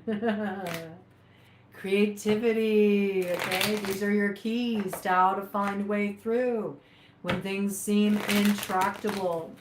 All right. Bring in the Sagittarius energy. What tower is coming in for Sagittarius? What tower is coming in for Sagittarius? What tower is coming in for Sagittarius? What tower is coming in for Sagittarius? All right, Ted. What a good boy. What do we got here? Do I got any more? I don't got any more. You're going to have to hold out, baby. You're going to have to hold out. Lay on the bed. All right. Sagittarius. Bottom of the deck energy. We got the Hermit here, all right? You're in a place of reflection right now. You're like, I'm biding my time. I already have the light. I already have the light that's guiding me forward. I already got my guiding light. I'm chilling out here. I'm on my wizard shit. All right, you know the uses of time, all right? You're using your time wisely. I think you're kind of keeping to yourself right now. You've already been actively engaged in your alchemy work. You're not in any rush. I like it, okay? It's wisdom. I feel like your wisdom's activated. You could be dealing with a Virgo too. All right, what is this tower for Sagittarius? What is this tower for Sagittarius? What is this tower for Sagittarius that's coming in? What is this tower for Sagittarius? What is this tower for Sagittarius? What is this tower for Sagittarius that's coming in, Spirit? Ooh, all right. What do we got here? 8 of Cups. I love it. By the light of the moon, you're getting ready. You're getting ready to take flight. You might be doing so too by light of the moon. You know what I'm saying? You're concealing your moves now. You're moving as an independent agent. Where you're going is between you and the moon, right? Where you're going is being led totally by source. It's being led by your intuition. You already hear the call and you're on lock with it, okay? I got that. I got that you're in a similar place to Scorpio. You could be in Ophiuchus, all right? You could be in Ophiuchus. You could have a lot of that kind of Scorpio influence. You could also have strong Scorpio placements in your chart. I feel like you already know where you're going. It's already been illuminated for you. You're sort of in a place of like sort of reconciling yourself with certain things that, yes, you did invest a lot of energy in them. At one time, you thought you wasted time hanging out there. Now you're recognizing, no, it wasn't a waste of time. It wasn't a waste of time. It was only by investing in those things. Despite the rabbit holes they led me down, despite what I learned through those trials, they led me to the path with heart that's being illuminated for me. I couldn't have learned the way any other way. All right. You feel like you're leaving something behind so you can follow the path of heart. And you're just getting yourself prepared to sort of like take that leap, right? Take that leap of faith. Trust that when you take that leap, you'll sprout wings on the way down, and you're ready to like take off somewhere. Take off somewhere that's just calling you forward through your spirit.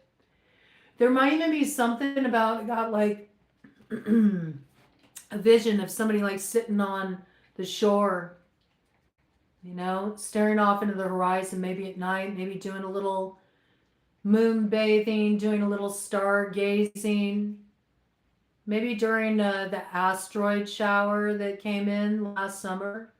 You made some wishes on a star. You got kind of focused. Something became very clear for you. I don't know why. I'm getting like on a body of water, like by a body of water at night, you know, alone, by yourself, reflecting on something. It's just like a feeling. It became very clear what horizon you were meant to head toward. And dance by the light of the moon. Yes. Right? I think you're just preparing yourself. You already know what your initiation is, okay? And I also feel like it's kind of dualistic here too. I am getting an initiation into the mysteries as well. So I feel like wherever you're heading, it has a huge spiritual growth component to it. A lot of like kind of like closing up around the throat. So like shh, the things we don't talk about. The mysteries. You could also be somebody who's, you know, been actively working the path of alchemy in your life. You've worked within the hall of mysteries, you know. You gained certain abilities. You gained certain abilities. You gained certain powers. In the past, that was enough. But you started to realize in the acquisition of the wisdom and the acquisition of the power, it just became more of a trap than it was really a moment of alchemy and elevation, because then you were always in search for more power. This is also like realizing that it's the attachment to sort of like the worldly power that has squelched the true power. I don't know, this feels like spiritual rebirth energy to me, I have to say. You invested in one way of life for a long time, and now you're going through a really like big life change. Some of you are changing your spiritual beliefs. Some of you are exploring a new spirituality. Some of you are ready to just really explore yourself. I feel like there's a lot of spiritual growth here. But there is something you're leaving behind that you poured a lot of time, energy, emotions into. At one point, you thought that it was your final destination, but it's not. And you recognized it was sort of the illusion of this that led you to your true path of heart that you now got unlocked. And you're going forward totally blind faith because it's unknown territory. You've never taken this kind of a leap before. And yet you just know something will be there to catch you. All right, let's go ahead. Do a cut of the deck here. King of Pentacles. All right. I see you heading on up to that north node. You already know where you're going. Oh, Justice. I love this. Beautiful energy. All right. So you definitely transformed something that was holding you up in a karmic loop and was preventing you from really, you know, rising up, activating that stone of destiny. But I see you got some karma balanced here, and that's what you're leaving behind. You know, time for the true reward coming in here. Beautiful energy. There's real celebration coming in here with an Ace of Wands. Powerful action they're going to take in this direction, all right? powerful action too that you're going to take against what was interfering with you really coming to the place of being able to take this action you've wanted to take. Something was holding this back from you. Hangman energy. Oh my goodness. Look at this. Whoa. Whoa. Sagittarius. Look at this. Okay, justice. Balancing out the south node. Ready to rise on up. Activate that north node. Standing in a position of power. Ready to activate the new beginning. You know where you want to invest. You're on your way there. I do feel like there's been a little bit of interference in taking the action that you've been wanting to take here with the Ace of Wands, right? Might take a little bit more time for this to line up for you, I have to say. But I think, I don't know, I got this piece like the waiting feels fine. You know what I'm saying? You're really working on yourself here. You've been doing a lot of transformational healing work. I also feel like you've been going through a major period of rapid spiritual growth, okay?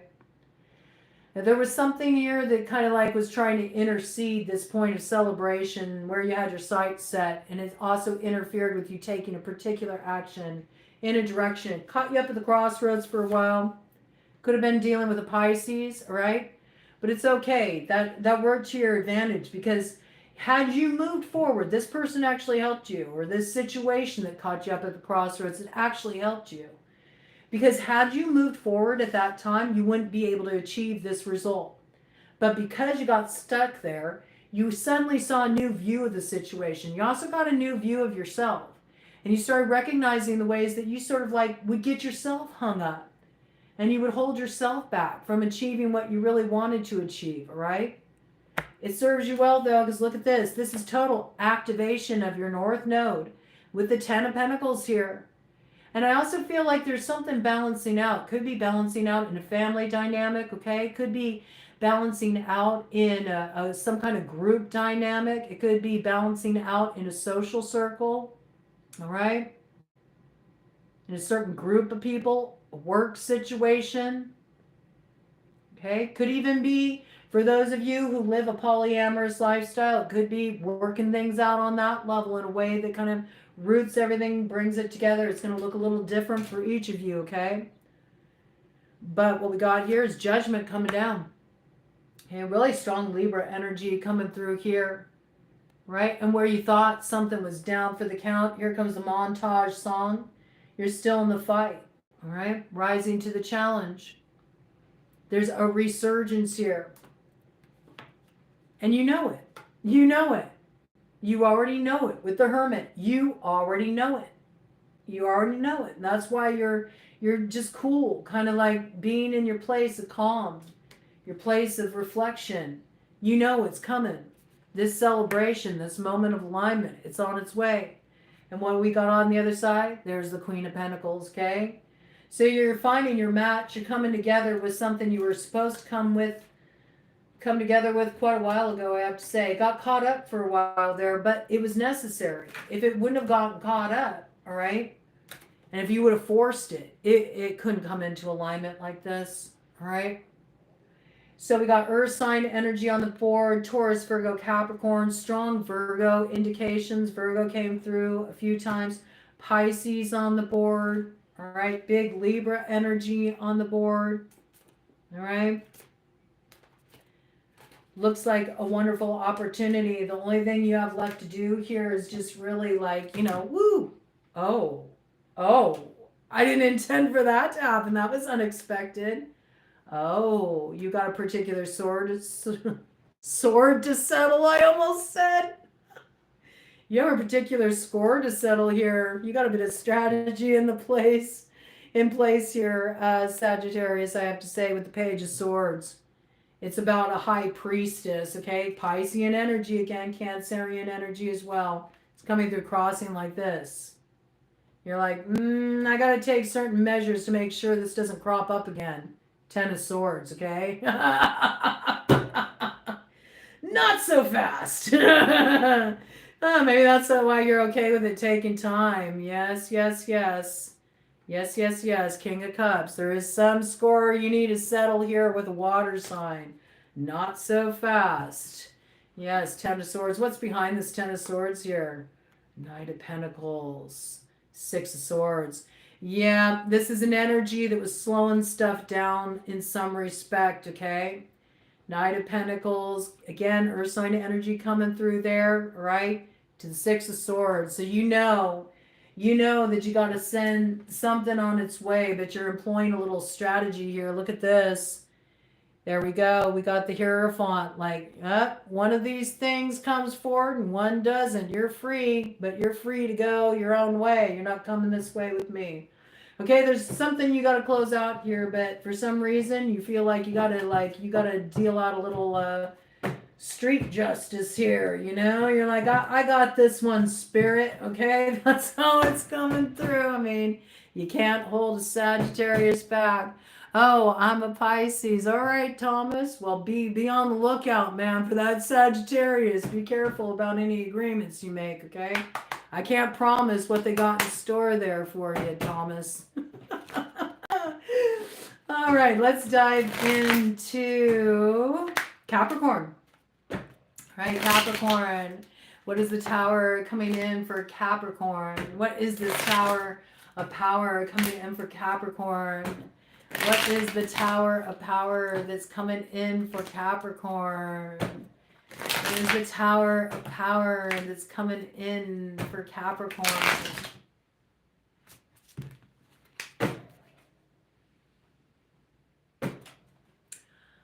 I'm quite prepared for any tower that comes in. I'm just doing the work. I've been through all the alchemizing of all the BS of the past. I'm just here shining up my coins, shining up my Ace of Pentacles. Look at all these new beginnings I have before me.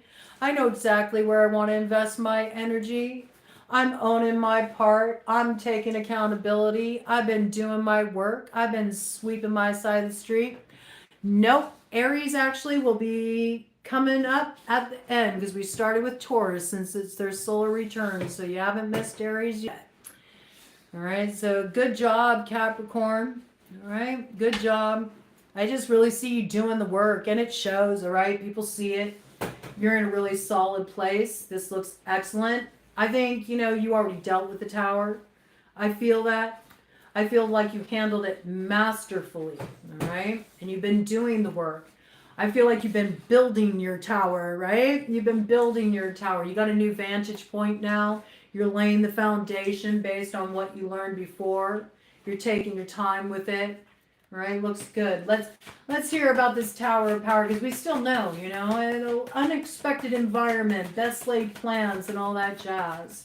Loki on the scene, What's coming in here? Woo! You're like, bring it on, Loki. I'm ready. I got some surprises in store for you. I love this. Owning your fire here. Look at this. I think that you are ready to activate that power. Your tower is lit here, Capricorn. Okay, you're going to take a strong direction. Strong direction. Okay, you already got your sights set, and there's something that comes through here that prevents you blocking energy around you, Capricorn. You might need to take strong action against this blocking energy because there's some opportunity coming in here for you.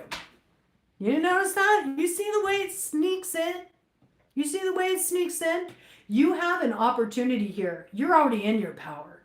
You know how to wield your power. You know where you want to act. You might be feeling a little randy too. I think you've earned it, all right? You've earned it. You've earned a little fun, okay? I do think you got an opportunity coming your way, Capricorn. You know exactly where you want to take action, all right? And it's action that leads to, quite a good result. I think that you're going to be feeling, quite satisfied with that action you're planning to take or this offer that's being presented to you. I don't think you're going to hesitate to take it either, but you got cock blocking energy around you. I have to tell you. Did you notice that? Did you notice that? What was coming through? That's the way it's been coming through this cycle. It's like intercepting the message, intercepting the message. Oh, is somebody trying to intercept a message that wants to get through to you? There's some new beginning coming in here for you. Oh, it'll have you really sitting pretty come fall too, okay? You're going to have quite a different set of circumstances here. Oh, yes. Oh, yes, indeed. This is about moving forward in amore. Okay, we got a potential suitor coming your way. Someone with an offer of love. And I love this. You know, he's bringing a cup. It reminds me of the cauldron of Dagda. You're going to get things cooking in the best way. It's the perfect blend of emotions and the feels and, you know, sentimentality and good communication and emotional availability and enticing offers, but also a fair share of randiness. You know, there's some heat, there's some chemistry here too. Reminds me of that Ace of Cups, you know, bringing down that, you know, spear of blue into that cauldron of Dagda to get things stirring. Okay, you're cooking up something really good here. Someone's going to get things cooking here for you. I do see that if you've been in kind of like a dry spell, there's an opportunity here to, you know, get the creative juices flowing, shall we say? All right, that looks pretty good. That looks pretty good. I mean, that sort of says it all of itself. It's like, nope, I know what I want to do. I know the power I'm working with. Light just went out. I'm telling you, you got an energy that wants to block you. They're like, nope, nope, nope. I'm going to confuse you. I'm going to throw you off the trail, Capricorn. I'm not going to let you head in that direction. All right? Be aware of this interfering energy. Very interesting. I don't think you have to worry. Your cards have come out pretty strong here, okay? Pretty strong here. Let me do a cut of the deck here, Capricorn. Very straightforward for you, I have to say. Oh, Seven of Wands. Oh, that's what you're using this Ace of Wands for. Will you look at that? Look at all these wands coming at you. You got somebody throwing some spells your way. You got some people throwing some of their nasty opinions your way. You got some people telling you how they think you should live, what you should do. You got people telling you, you know, no, you can't go for that. That's mine. No, no, it's mine. You got it twisted here. It's all mine. I already know. I have the power. You do. Look at this, Emperor. You do. You got the power, Capricorn. You got the power. I love it. Yes. I'm digging the Capricorn energy, man. Look at you. Oh, yes. I will be satisfied with my 9 of Cups. And you can just boo-hoo back there because you weren't able to thwart my plans, because this is coming into alignment. Because don't you forget it. Don't you ever try to dance with the devil. That's your energy, Capricorn. You got these fools so caught up. They don't stand a chance. You turn their own swords against them. I'm loving this action. Woo! Good for you, Capricorn. King of Swords energy, man. You called it out. You know exactly what to cut off here. Decisive action. Love this, love this, love this. Butterfly clan medicine coming through. All the air signs, right? Gemini, Libra, Aquarius. You may have strong air in your chart. That air is fueling your fire. Oh, I love this. This is just like brilliance. It's like doing the work, alchemizing the BS, you know, really in a place of self-mastery, drawing your lines in the sand, you know, acting from a place of truth and integrity, not tolerating any of this BS, man. Not tolerating any of it. Nobody's getting away with anything. You know how to turn it around on these people, man. You know how to flip it up and reverse it on them. They want you to be disappointed. Oh, no, you're not disappointing me, honey. You can have that. I got so much better on the other side of this. I have no problem using my sword to cut you off effectively. Emperor energy, Aries energy, Taurus energy. It's also speaking of that North Node. You're going there. You will be fulfilled. Destiny activated for you. You're going to have no problem passing this challenge. Let me tell you, you're in a very strong place right now. So really, I feel like your initiation is going to come.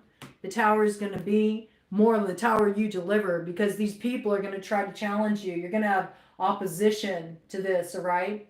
And you're gonna stick to your guns. You're gonna hold your ground. And it's gonna be everything that moves you forward, and you're gonna be moving forward very quickly here, okay? Within a period of about 2 months, okay? Some of you may be going somewhere in the desert, all right? There might be a connection to this. All right, got Arizona coming in really strong around this. I heard Joshua Tree too. All right, there might be a connecting piece here.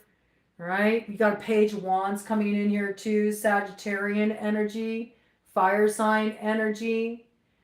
You got somebody caught by the tail. All right, and they may try to give you the slip. They may try to give you a slip, but you're like, not so fast. You're gonna bring them this tower, man. You're gonna bring them this tower, and then you're giving them such a moment of education because they're sitting here going, oh man, why did I try to invest my time in like holding back Capricorn? I really wasted my time there and it didn't do me any good. I love it. Capricorn energy's been coming out really strong, so looks like you're doing a good job there, okay? Keep at it, all right? Just keep doing what you're doing, but I don't need to tell you that. You already know. You are the sea goat. You are the sea goat. And you know, Thor has a chariot that's got, goats that draw it, okay, forward. So, your chariot is coming in for sure, Capricorn. Looks really good for you, right? I think you're delivering a tower. You're schooling some people who, they underestimated you. I always say it's great when somebody underestimates you. It just really gives you the opportunity to just really shine, and let your actions speak the truth louder than words. And I just love this for you, all right? Looks like you got something very exciting up on the horizon, all right? Somebody to meet you there. Big Emperor energy. I feel like you're really going to be feeling yourself. And some of you may take a period of kind of sowing your oats. I got that vibe, You're like, I got to let the goat out to play a little bit, I have to say, all right? Could be around King of Cups kind of energy. Could be around water sign energy, Cancer, Pisces, Scorpio. You could be Cancer rising. This could be speaking really strongly to you. All right, kind of filtering in there, so let's clear it out. All right, Aquarius. We're down to the last 3 here. Aquarius. What is the tower coming in for Aquarius? What is the tower coming in for Aquarius? What is the tower coming in for Aquarius? What is the tower coming in for Aquarius? I can feel it coming in the air tonight. You already feel it. You've been worried about this. You're bracing yourself for it. Who you let get to you, Aquarius? Who did you let get to you? You worried about something you did back there? Maybe wish you took a different action?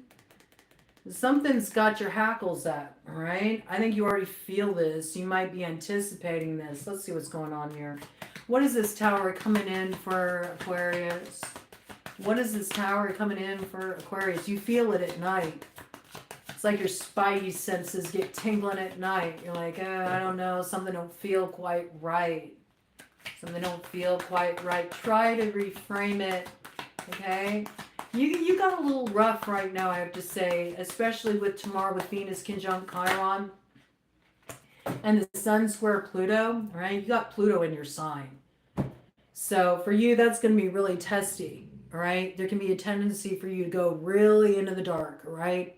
And let the shadow take over and cloud your judgment and your narrative. So I feel like that's part of, your initiation is sort of getting beyond these fixed perceptions. But look, you got the King of Pentacles, man. Right? King of Pentacles. You're stronger than you think. What are you afraid of? It looks like you've already faced quite a few challenges, right?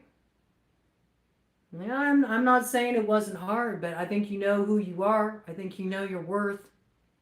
I think you know what you want to invest in. I think you know your value. I think you're ready for your new beginning too. And I think you're all lined up to step right into it. So what are you afraid of? Is it the first step? Is it the first step that you're afraid of, Aquarius? You could be dealing with an earth sign energy. Taurus, Virgo, Capricorn. Right? Yeah. You're nervous about something though. You're afraid that something could potentially spoil the harvest. You're afraid something could get in the way of you actually like achieving this fresh start you're wanting, this new beginning. All right. Let's see what this is about. Interesting. Ooh, we got a particular devil here, right? Bottom of the deck. Capricorn energy, very strong. You might be worried that you could get like caught up, you know, by some designs of a Capricorn, right? You may feel like, you know, there's something you need to be prepared for here. You might be unnecessarily worrying, though, I have to say. You might be worrying unnecessarily. Let's be careful, okay? With trickster medicine on the scene, you want to be careful that you're not calling your fears to you. You know, if you're so focused on something going wrong, I mean, be mindful about potential pitfalls, certainly, but if you're too worried about something catching up with you or somebody causing a particular problem, as long as you've, you know, managed what you need to manage, it would seem like on a practical level, like taking the steps you need to take in order to draw down your boundary lines and to make sure certain details are attended to. I don't think you need to worry about this. Don't let this catch you up, okay? Don't let this catch you up. Stay focused on where you're going, okay? I do see that you've done a lot of transformational work here. You might have to dance with this particular devil. This might be your initiation, okay? You might really have to stay strong in your sense of self-worth that you've gained through the experience you've been through, and it might really challenge you. I could see maybe having something come through that was like a long cherished dream and now it's being presented to you. And you're just so relieved to see the opportunity come around again. It could feel like a missed opportunity or something that went south at one point and you thought it was just lost. Now it kind of like gets a second wind. It comes around again. It wants to, you know, present itself again. For some of you, it's like somebody wants to heal a relationship with you. Somebody also wants to like, sort of like, you know, show you who they really are. They feel like they don't feel very proud of the image they presented, you know. They're not very proud of the way they're seen. So I do feel like somebody's wanting to bring forward some kind of healing communication with you. And I think you're going to have to really consider, do you invest in this again?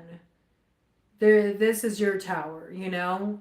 Remember what you learned and remember to stay in your place of really valuing yourself.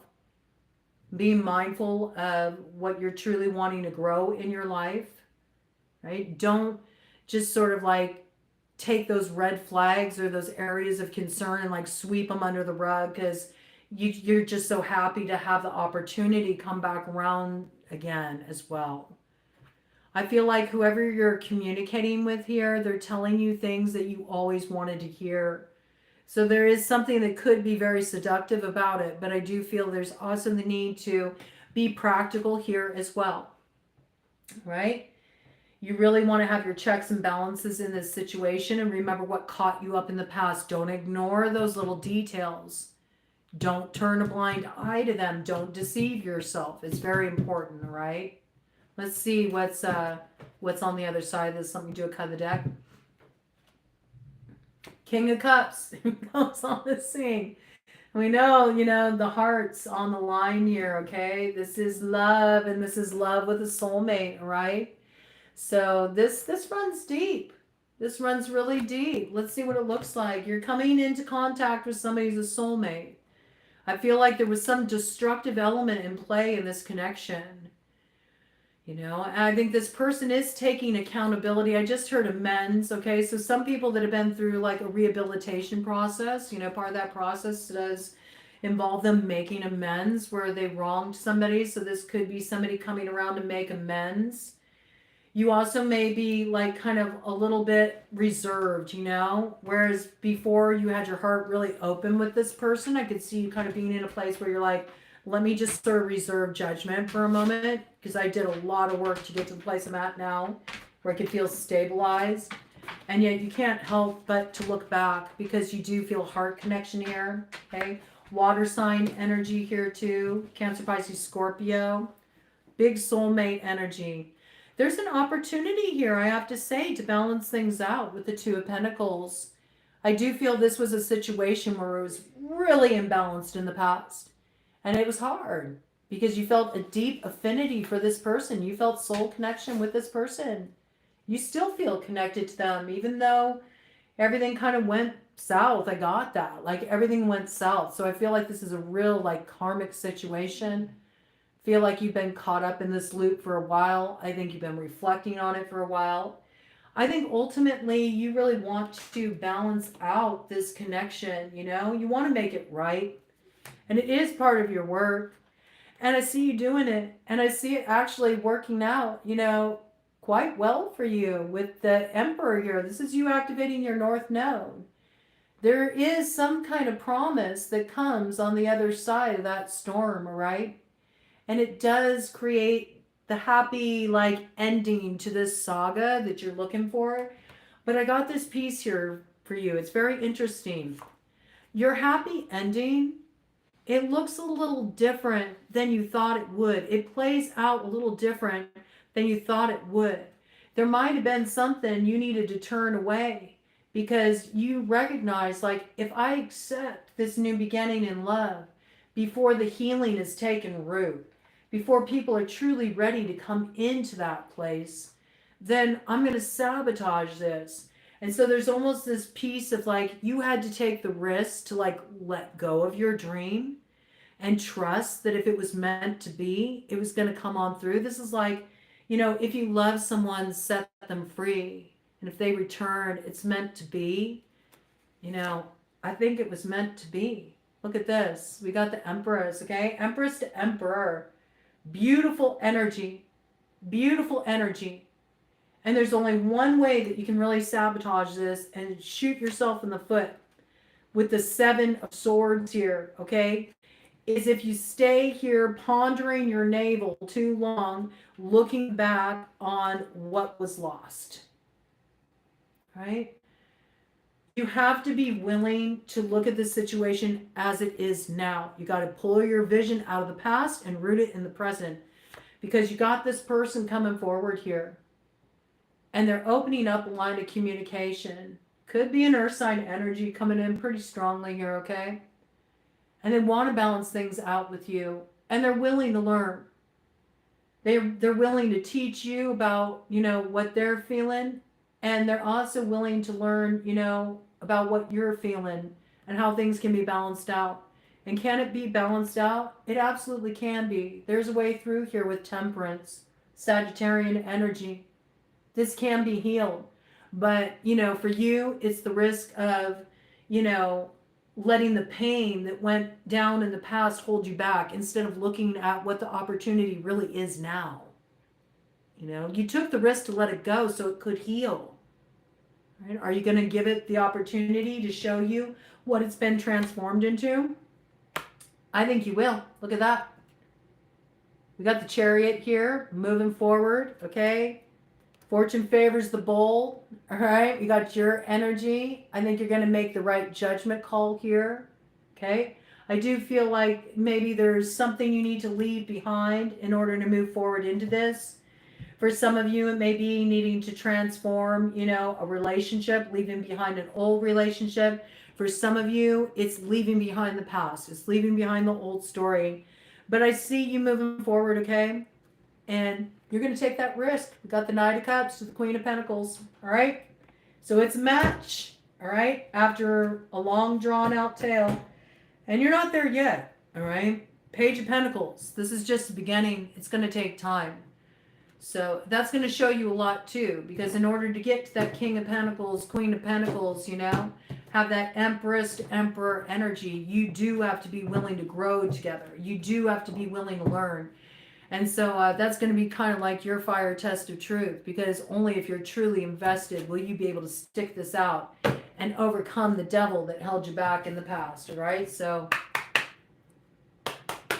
stay present. All right. Keep your focus on where you hope to go. And I think if you can open up to this experience, it could be quite dynamic, but it won't be rushed. Okay. There's a way through, but it takes time. It takes sensitivity. And the choice you make in regard to that will tell you everything you need to know, right? But it looks like beautiful energy for you, you know? I think it may surprise you. I think your tower is that it's surprising that this person actually did the work, you know? That they're taking accountability. You're not used to this person taking accountability. It's changing everything. It's a game changer, okay, Aquarius? All right.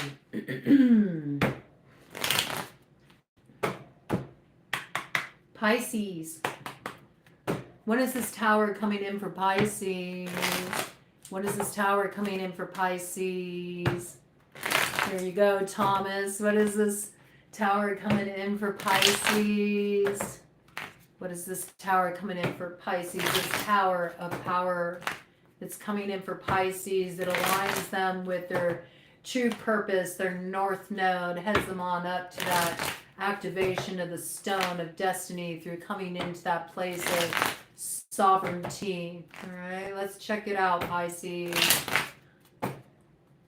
3 more. Okay, 1, 2, 3. For some of you, 3 is the magic number. All right, 3 is a power number for you. 7 of Swords. All right. So be aware, okay, the inner saboteur is really running the show right now. All right. You may be a little suspicious of the climate you're operating in, and it could be the thing that, you know, shoots you in the foot. I'm noticing, you know, there's this piece here about getting beyond some blocks, okay, to try to just get your hands on what you're wanting to get your hands on, and in the process you kind of like deny a certain truth, all right? This could sabotage you. You know, be careful about how you obtain something you got your sight set on. Be careful about that, all right? Let's look at this, Pisces. What's coming in here? Got to be aware of your subconscious motivations here. We got a little bit of sabotaging energy on the scene. We got to win at any cost. Willing to pull some trickery, even if it's playing tricks on ourselves, okay? Let's see here. All right, we got a tower in reverse, okay? Tower in reverse. This is, the warning's already come in. There's already been a warning that a particular direction is not the way to go, but there's a stubbornness and there's a refusal to see it. With the stubbornness and the refusal to see it and continuing on the same track just brings tower after tower after tower after tower until the illumination comes through, okay? We don't want to be stuck in this place of towers. I can also see this as you feel like somebody did you wrong. You feel like you got done dirty back there. And so because of that, you feel like, well, turnabout is fair play. I need to bring a tower to you to make it even. But in that process, it's like this repetitive cycle where it just keeps the tower hitting over and over and over again. Any victory is short-lived, and it just catches you up at the crossroads. And the tower continues to come in until you recognize that this is not a tower of power. This is the misuse of power, right? The power comes in letting it go and allowing the illumination to come in. It reminds me of that energy of the hanged man, you know, getting a different perspective will bring the proper illumination that's needed. We'll also give you clear directive about the correct action to take here. Be careful where you're looking to kind of like settle a score in a particular grudge situation because you feel you got done dirty back there. I'm not saying you didn't get done dirty back there. You very well could have. But I think this is your initiation and this is your challenge and this is what you're being asked to transform. You know, there's something about accepting that whatever got revealed back there, as disillusioning as it may have been, was really giving you an opportunity to stand in your true power. This is just getting you caught up, being too focused on this energy here. This is also a stubbornness. It's like, no, I don't want that tower to fall. I won't let that tower fall. I'm going to figure out a way to build that tower back up. But it's not meant to be rebuilt. And so the tower has to keep falling again and again and again and again until there's the awakening in the consciousness that breaks you free of the cycle. Don't get caught up in the South Node, Pisces. I feel like the temptation is going to be really strong in this regard, and it may even be because you feel almost like somebody's trying to rub something in your face, or they're showboating around you. There's something about it where it rubs, you know. But you always have a choice on if you take that, you know, bait or not. I would say slow your roll with this before you go and deliver a tower and get yourself caught up in this cycle. Just take a time out for a minute, all right? Let those shock waves kind of like, you know, settle. You know, make sure all the aftershocks are out of the way too. To me, it feels like almost like kind of a frozen place in the consciousness. You went through something. It left a bad taste in your mouth. You're not okay with not addressing it. It's like you want to hold certain people accountable. But what you don't recognize is they actually set you free from something that was really having a destructive influence on your life. It's just hanging you up at the crossroads. I think you're having an opportunity to finally be illuminated about this and set yourself free. Okay? Cut the deck here. Yeah, look. It brought you to ground zero. You know what I'm saying? Ground zero. This is where all the power is. Do you see that? Look at that. I do love the way the ring light is showing up. It's like, here's the point of transformation. So what? You know, that path didn't work. That wasn't for you. You can't force a fit where it's not meant to be. But there's a new direction that opens for you. But you can only go forward on it if you travel light. You can't drag all this behind you. You're not going to get very far if you're dragging a tower behind you. It's only going to hold you up, man. And you got places to go, people to see, things to do, places to travel to. Travel is coming in really strong for you. I got this image of travel coming in for you. And right here we got temperance, okay? So again, there's something you need to alchemize here. There's something you need to balance out here. There's Sagittarian energy coming in there, right? This is about taking the risk to move into expansion, not staying in the place of the contraction, which I'm almost viewing now as like birthing pains. You know what I'm saying? Birthing pains. You know, the contractions. Don't stay in the contraction, you know? Sink into what's opening now and what wants to come through. You know, sometimes giving birth can be painful. Some of you may be giving birth, I have to say, for it to come in like that. This may have been a shock, okay? This may have been a tower that just keeps on falling because it sort of sends reverberations through your world, okay? It's like ripple effect. It makes you think of everything that needs to change now, everything that's different now. It shakes everything up. It shakes up the whole structure of your life. That's for some of you, but this is a radical departure from the road you were on. And it's sort of like you can either choose to go in this direction or you can be dragged there. Either way, this is where you're going.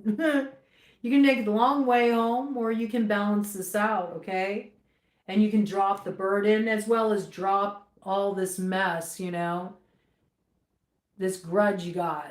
You know, you're like, no, I'm going to get up that hill and I'm going to stake my claim no matter what it takes. And I'm not going to give it up, even though it's burning me out and wearing me down.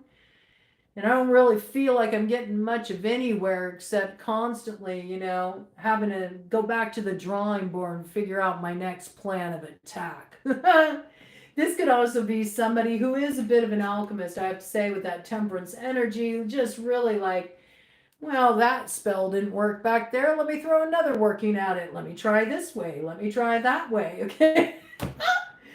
This can be somebody who's just really like a dog with a bone. Like they just really need to accept that the way they've been moving isn't the right way to move. There's a new way forward here. But I do feel like, you'll figure it out. You will. You'll figure it out. And I think there's tenderness there, all right, around the answer you come to. There is grief there around the resolution you arrive at. There is grief in letting go. There is, okay? But there's success on the other side of this. You could be dealing with any of the fixed sign energies, Taurus, Scorpio, Leo, okay? Aquarius, right?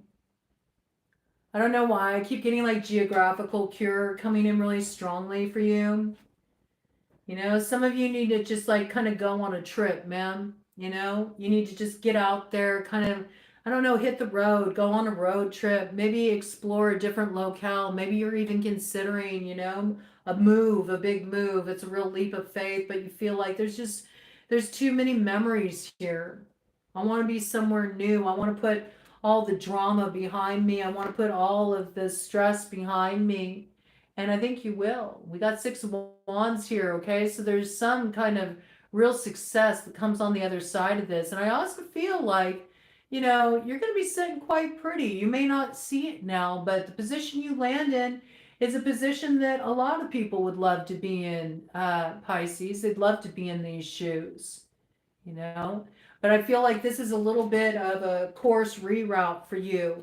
So you'll invest in the correct direction, because where you've been investing now, trying to get this thing to work and hoping for there to be growth, it's just not happening here, all right? With the 7 of Pentacles to the 10 of Swords to the 3 of Pentacles here, your Chariot arrives on the scene once you let that go. And that brings you up into your North Node. You got the Empress energy activated here, okay? Then you really learn the lessons of the South Node, right? But it's only once you let this go. Then it gives you like a reroute, your correct timeline just, aligns just in the right moment, and it brings you into the place of alignment where you do feel like there's a warm reception there. It's like, yeah, this is where it's meant to be. You find that place called home. You're on a bit of a quest here, okay? I feel there's lessons you're integrating. And maybe you really did need to rebel. I got this. Like, there might be a part of you that really needs to like dive into the Lilith energy. Maybe there's a part of you that's like, you know what? I've always been like the good girl, the good guy, I've always done the right thing. I've always considered everybody else's needs. I always, made sure everybody else was taken care of. And, maybe it's my turn. I just wanted to have my moment, I wanted to have my moment of victory. I wanted to have my moment of celebration. But the thing is you do get it. You do get it only once you let go that thing that is just decidedly shown that it doesn't bring the celebration that you were hoping it would, and in fact it's through you refusing it, that you say, not today, devil. Okay. You're not going to trap me up again, devil. Could be with a Capricorn there, right? Could be also something that you wanted to just like give people a different view of you. Like, this is me too, Pac-Man. You wanted to show people a little bit of your shadow, I think, Yeah, for you is a bit of your empowerment. It's got Lilith vibes. You may have even dealt with themes of being exiled here, okay? I have to say. But I feel like, once you let this go and you say, not today, devil, you come to that place of integration, and then you get your true freedom here, right? And you also set something else free in the process, all right? And you know that there's certain paths, you know, that they're garden paths. They don't lead where you think they'll lead. And there is, though, a road that's opening up for you here, okay? Beautiful energy. 9 of Pentacles puts you in this pre-Empress energy right here. Blockage around this. I know there's Pisces that don't want to hear this, but it's the truth. It's coming through really strongly, and there's your energy right here. You see? 8 of Cups. You're meant to move away from this, okay? There's something you've been investing in, and it's not supporting your come up. It's like dead weight. It's holding you back. And has something to do with this storyline that you're trying to make yourself fit within, and it's meant to come to an end, and it will be sacrificed, okay? I feel like that's really going to come to light for you with the Scorpio full moon on the 23rd, okay? It's a moon of primal forces, and it's going to become quite clear that, like it or not, this has come to an end, okay? And it's time to fly off to new horizons, to a new star, all right? To your north node, all right? Aquarius energy there, and what's truly worth rising to the challenge for, okay? So don't get it twisted. You'll realize in hindsight, okay? Because hindsight's always 20/20. By you sacrificing this thing, you get the greater reward. You get the true victory. And you'll be glad that you turned that down back then. But you can't see it right now. Because right now, it's hidden under the light of the moon. Right now, it's in that place where it's still in that eclipsed energy. You can't see it. You know, you feel like you really lost something here. But you didn't lose anything. This was meant to be left behind. All right? Because there's something else that's coming into alignment for you. Yeah. Just trust, man. Let go and trust. 4 swords leads you exactly where you are meant to be. I think it's going to be a challenge, okay? It's going to be a challenge. I don't think people are going to make it easy for you to let go. They need you to stay engaged in this drama, Pisces. Are you going to take the bait? It's up to you, all right? I think that you have what it takes. All right, and finally, the Emperor. Aries energy, Aries in the north node, wrapping this up. What is the Tower coming in for Aries spirit? What is the Tower coming in for Aries spirit? What is the Tower coming in for Aries spirit? What is the Tower coming in for Aries spirit? All right. Look at that. You're already on your way. You've already entered your new cycle. You already had your Tower. And you've already started to take your first steps. You're just prepared right now. You're just about to step onto the path right now, right? Just about to get on the path, Aries, right? You're not taking a bunch of BS forward with you either. You are traveling light. You paid attention to the details, okay? Oh, it's such a mega life. I wasn't going to let you guys down. I wanted to bring in something for all signs. And just, you know, I got to balance out. I got to balance out how I move forward, how I balance out my time. I want to make sure that, you know, I'm pouring my energy into what really like inspires me and lights me up. I don't want to lose that. You know, it's really important to stay in the flow too of the downloads. But I'll take care of you guys. I know you like to get your little, you know, all signs reads in. So we're in it to win it. All right. We're seeing it through. And I think you're seeing it through too, Aries, okay? You already know where you're going. You're just about to step on this road. You already cleared away the obstacles on your path, okay? You got a brand new beginning here. I love it. You're activating your destiny. Well done, Aries. Right? That's the bottom line. So I already know. You already dealt with it. You already dealt with it. But hey, you know, I have to say, even once you step on the road, the challenges don't stop, okay? They don't stop until you hit that mark. And then once you hit that mark, it's just the beginning of a new set of challenges and a new quest up ahead, right? Because that's what we're here to do on planet Earth. We're here to learn. We're in Earth school, all right? Getting our mettle tested and refining ourselves along the way. But I do feel like there's an optimistic new cycle kicking off for you here. It looks really good. You know exactly where you're going. You're ready to take that step, right? It's interesting how some of the signs are in that kind of like brace yourself energy. One moment. Let me get a little more water here. These mega lives, man, they are hard on the vocal cords. And it's not just a live, it's a schlive. That's what YouTube calls it, a short live. I haven't done it before in this format. It's interesting. Oh my goodness. Aries. Aries.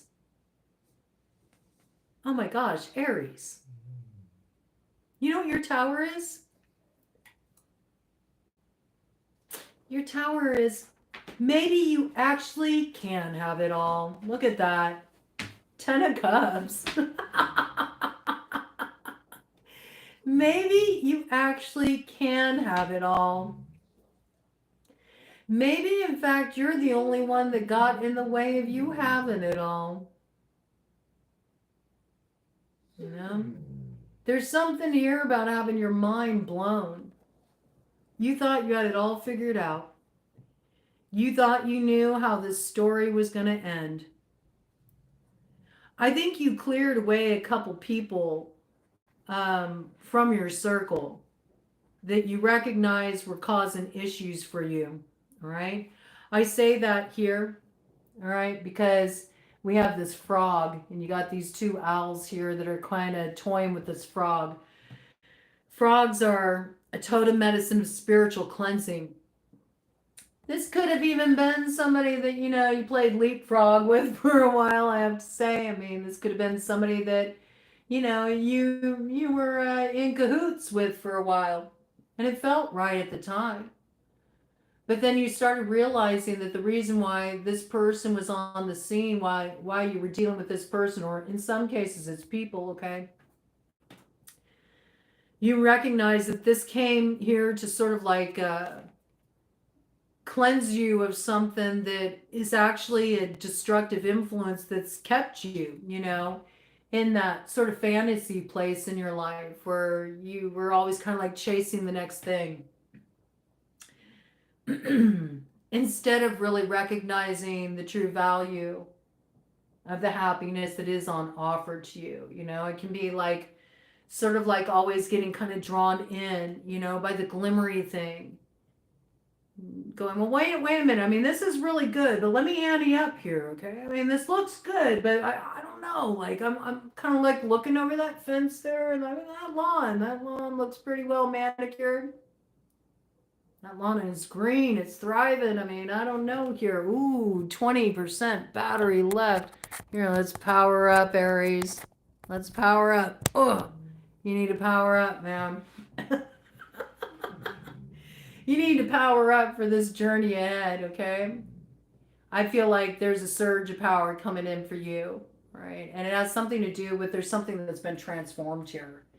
It could even be that you've been in a healing process with a particular person, all right? You both had to cleanse away a lot of stuff that maybe distracted you, you know, drew you away from each other, you know, drew you away from the end goal, that, you know, happy outcome you were hoping to achieve with each other, you know, and you got caught in like this karmic spin cycle for a while. There was a lot that needed to be shed. There was a lot that needed to be transformed here. But I feel like something's being overcome here. And these could be aspects of yourself that you're leaving behind. You know, you recognize, yeah, that served me at one point in my life. That was true for me then. But I recognize I've changed and life's different for me now. It looks different now. I don't need to carry these parts forward with me, you know? And for others of you, it's, you know, you were involved, deeply engaged in this process with another. You were both really doing this work, you know? And it took a while, you know? It took a while. And there was some funny business along the way, you know? There was a little funny business along the way. And there were times when you felt like, is this even worth it? And yet you stuck in it, okay? And you're getting to the other side of it. So there's some healing process going on here, and that looks really good. wherever you're heading, you know, it's you in alignment with something that will bring you true happiness. But I got this piece here that your idea of happiness, like your idea of that happy ending and what that really looks like, has gone through a radical transformation in this process. And some of you recognize that those, you know, other lawns that, you know, you explored, they weren't all they were cracked up to be. And so you kind of like let those things go. And now you understand where you really want to be or what you're really looking for. Okay. So I feel like more than anything, you might have a little bit of a story you tell yourself, like, this is as good as it gets, or, you know, I'm never going to have that fulfillment I want. You know, you might sort of have a little bit of this, like, other shoe is going to drop syndrome, and you need to be mindful that that's not true at all. There is fulfillment here for you. Okay? There is fulfillment here for you, and it's coming through, and has everything to do with a particular tower of recognizing, like, wait a minute, maybe I do have it all and I just haven't recognized it before. All right? There's something here. It's a little divine hand of fate, okay? A little humor here too. Yeah, I mean, I think a choice has become very clear, you know? I do feel this was maybe a choice between two, you know, with the lovers here.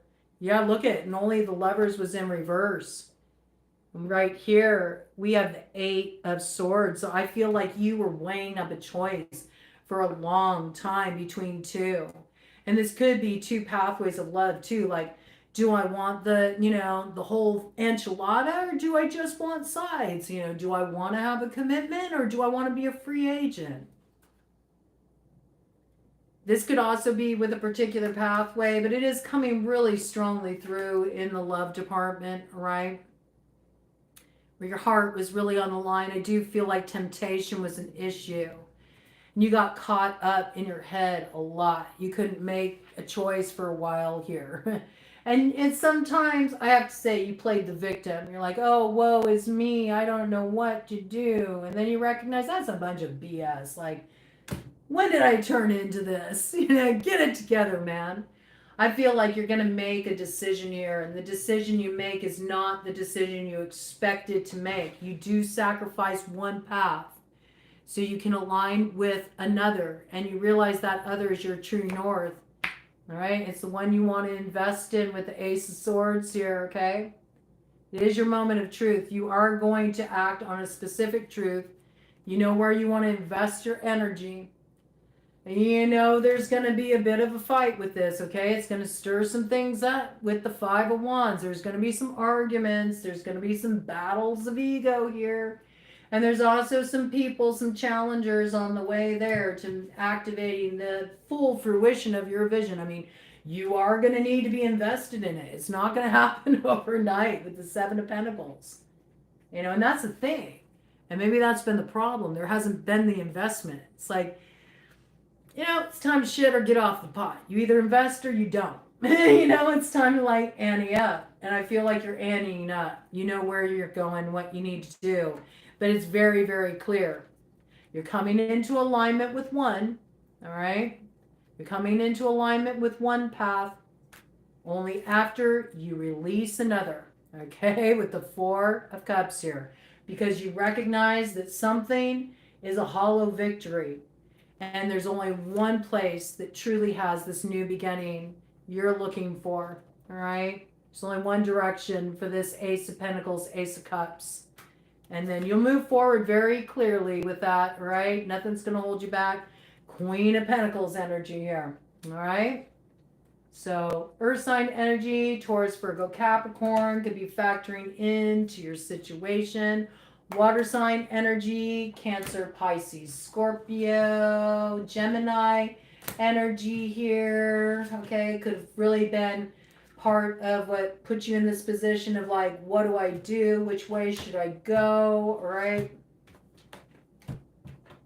Got some Sagittarian energy in the mix. Might have been a source of drama, stirring up some arguments, some dissension, possibly. Definitely some blocks that have had to be put in place here in order to stand on business, right? And really balance things out with the 6 of Pentacles. And I mean, I can't make it up here. One of these things is not like the other one. Okay, this is a view for 2, not 3. Okay, something's being left behind here. And once you've got your sights set, you're moving forward on pure faith and knowing what's true for you, okay? And you will defend it to the end if you need to, King of Swords style, right? And that's with the Judgment, right? So this is totally like doing the work to balance out the South Node energy, closing a karmic cycle. You know what's true. You know what's necessary in this situation. You got to act on your truth. You got to stand on your truth. You got to invest. You got to take the long road home. But it's the path of heart, okay? And it's worth defending, all right? And I see you still got it in you. You know, you may have thought you didn't, but you still got it in you. Your heart may have taken a licking, but it's still ticking there, okay? We've got air sign energy very strongly on the board, especially Libra there with that Judgment, okay? But this could be any air sign energy with butterfly clan on the scene. We got Aquarius energy, okay? We also got Gemini came in pretty strongly too there, right? This is a point of transformation. A decisive action leads to transformation. It's worth defending. It'll take your investment. It's the long road home. It's not instant gratification. But I do feel like once you make this choice, okay, things will radically transform. And there is moving forward here within about 2 months, okay? But first, this challenge. You got to leave one behind in order to come into alignment with this, okay? With this soulmate. All right? Got to trust your intuition and follow the light of the moon. All right? It's not in form yet. All right? This is brewing. Pisces energy here too, right?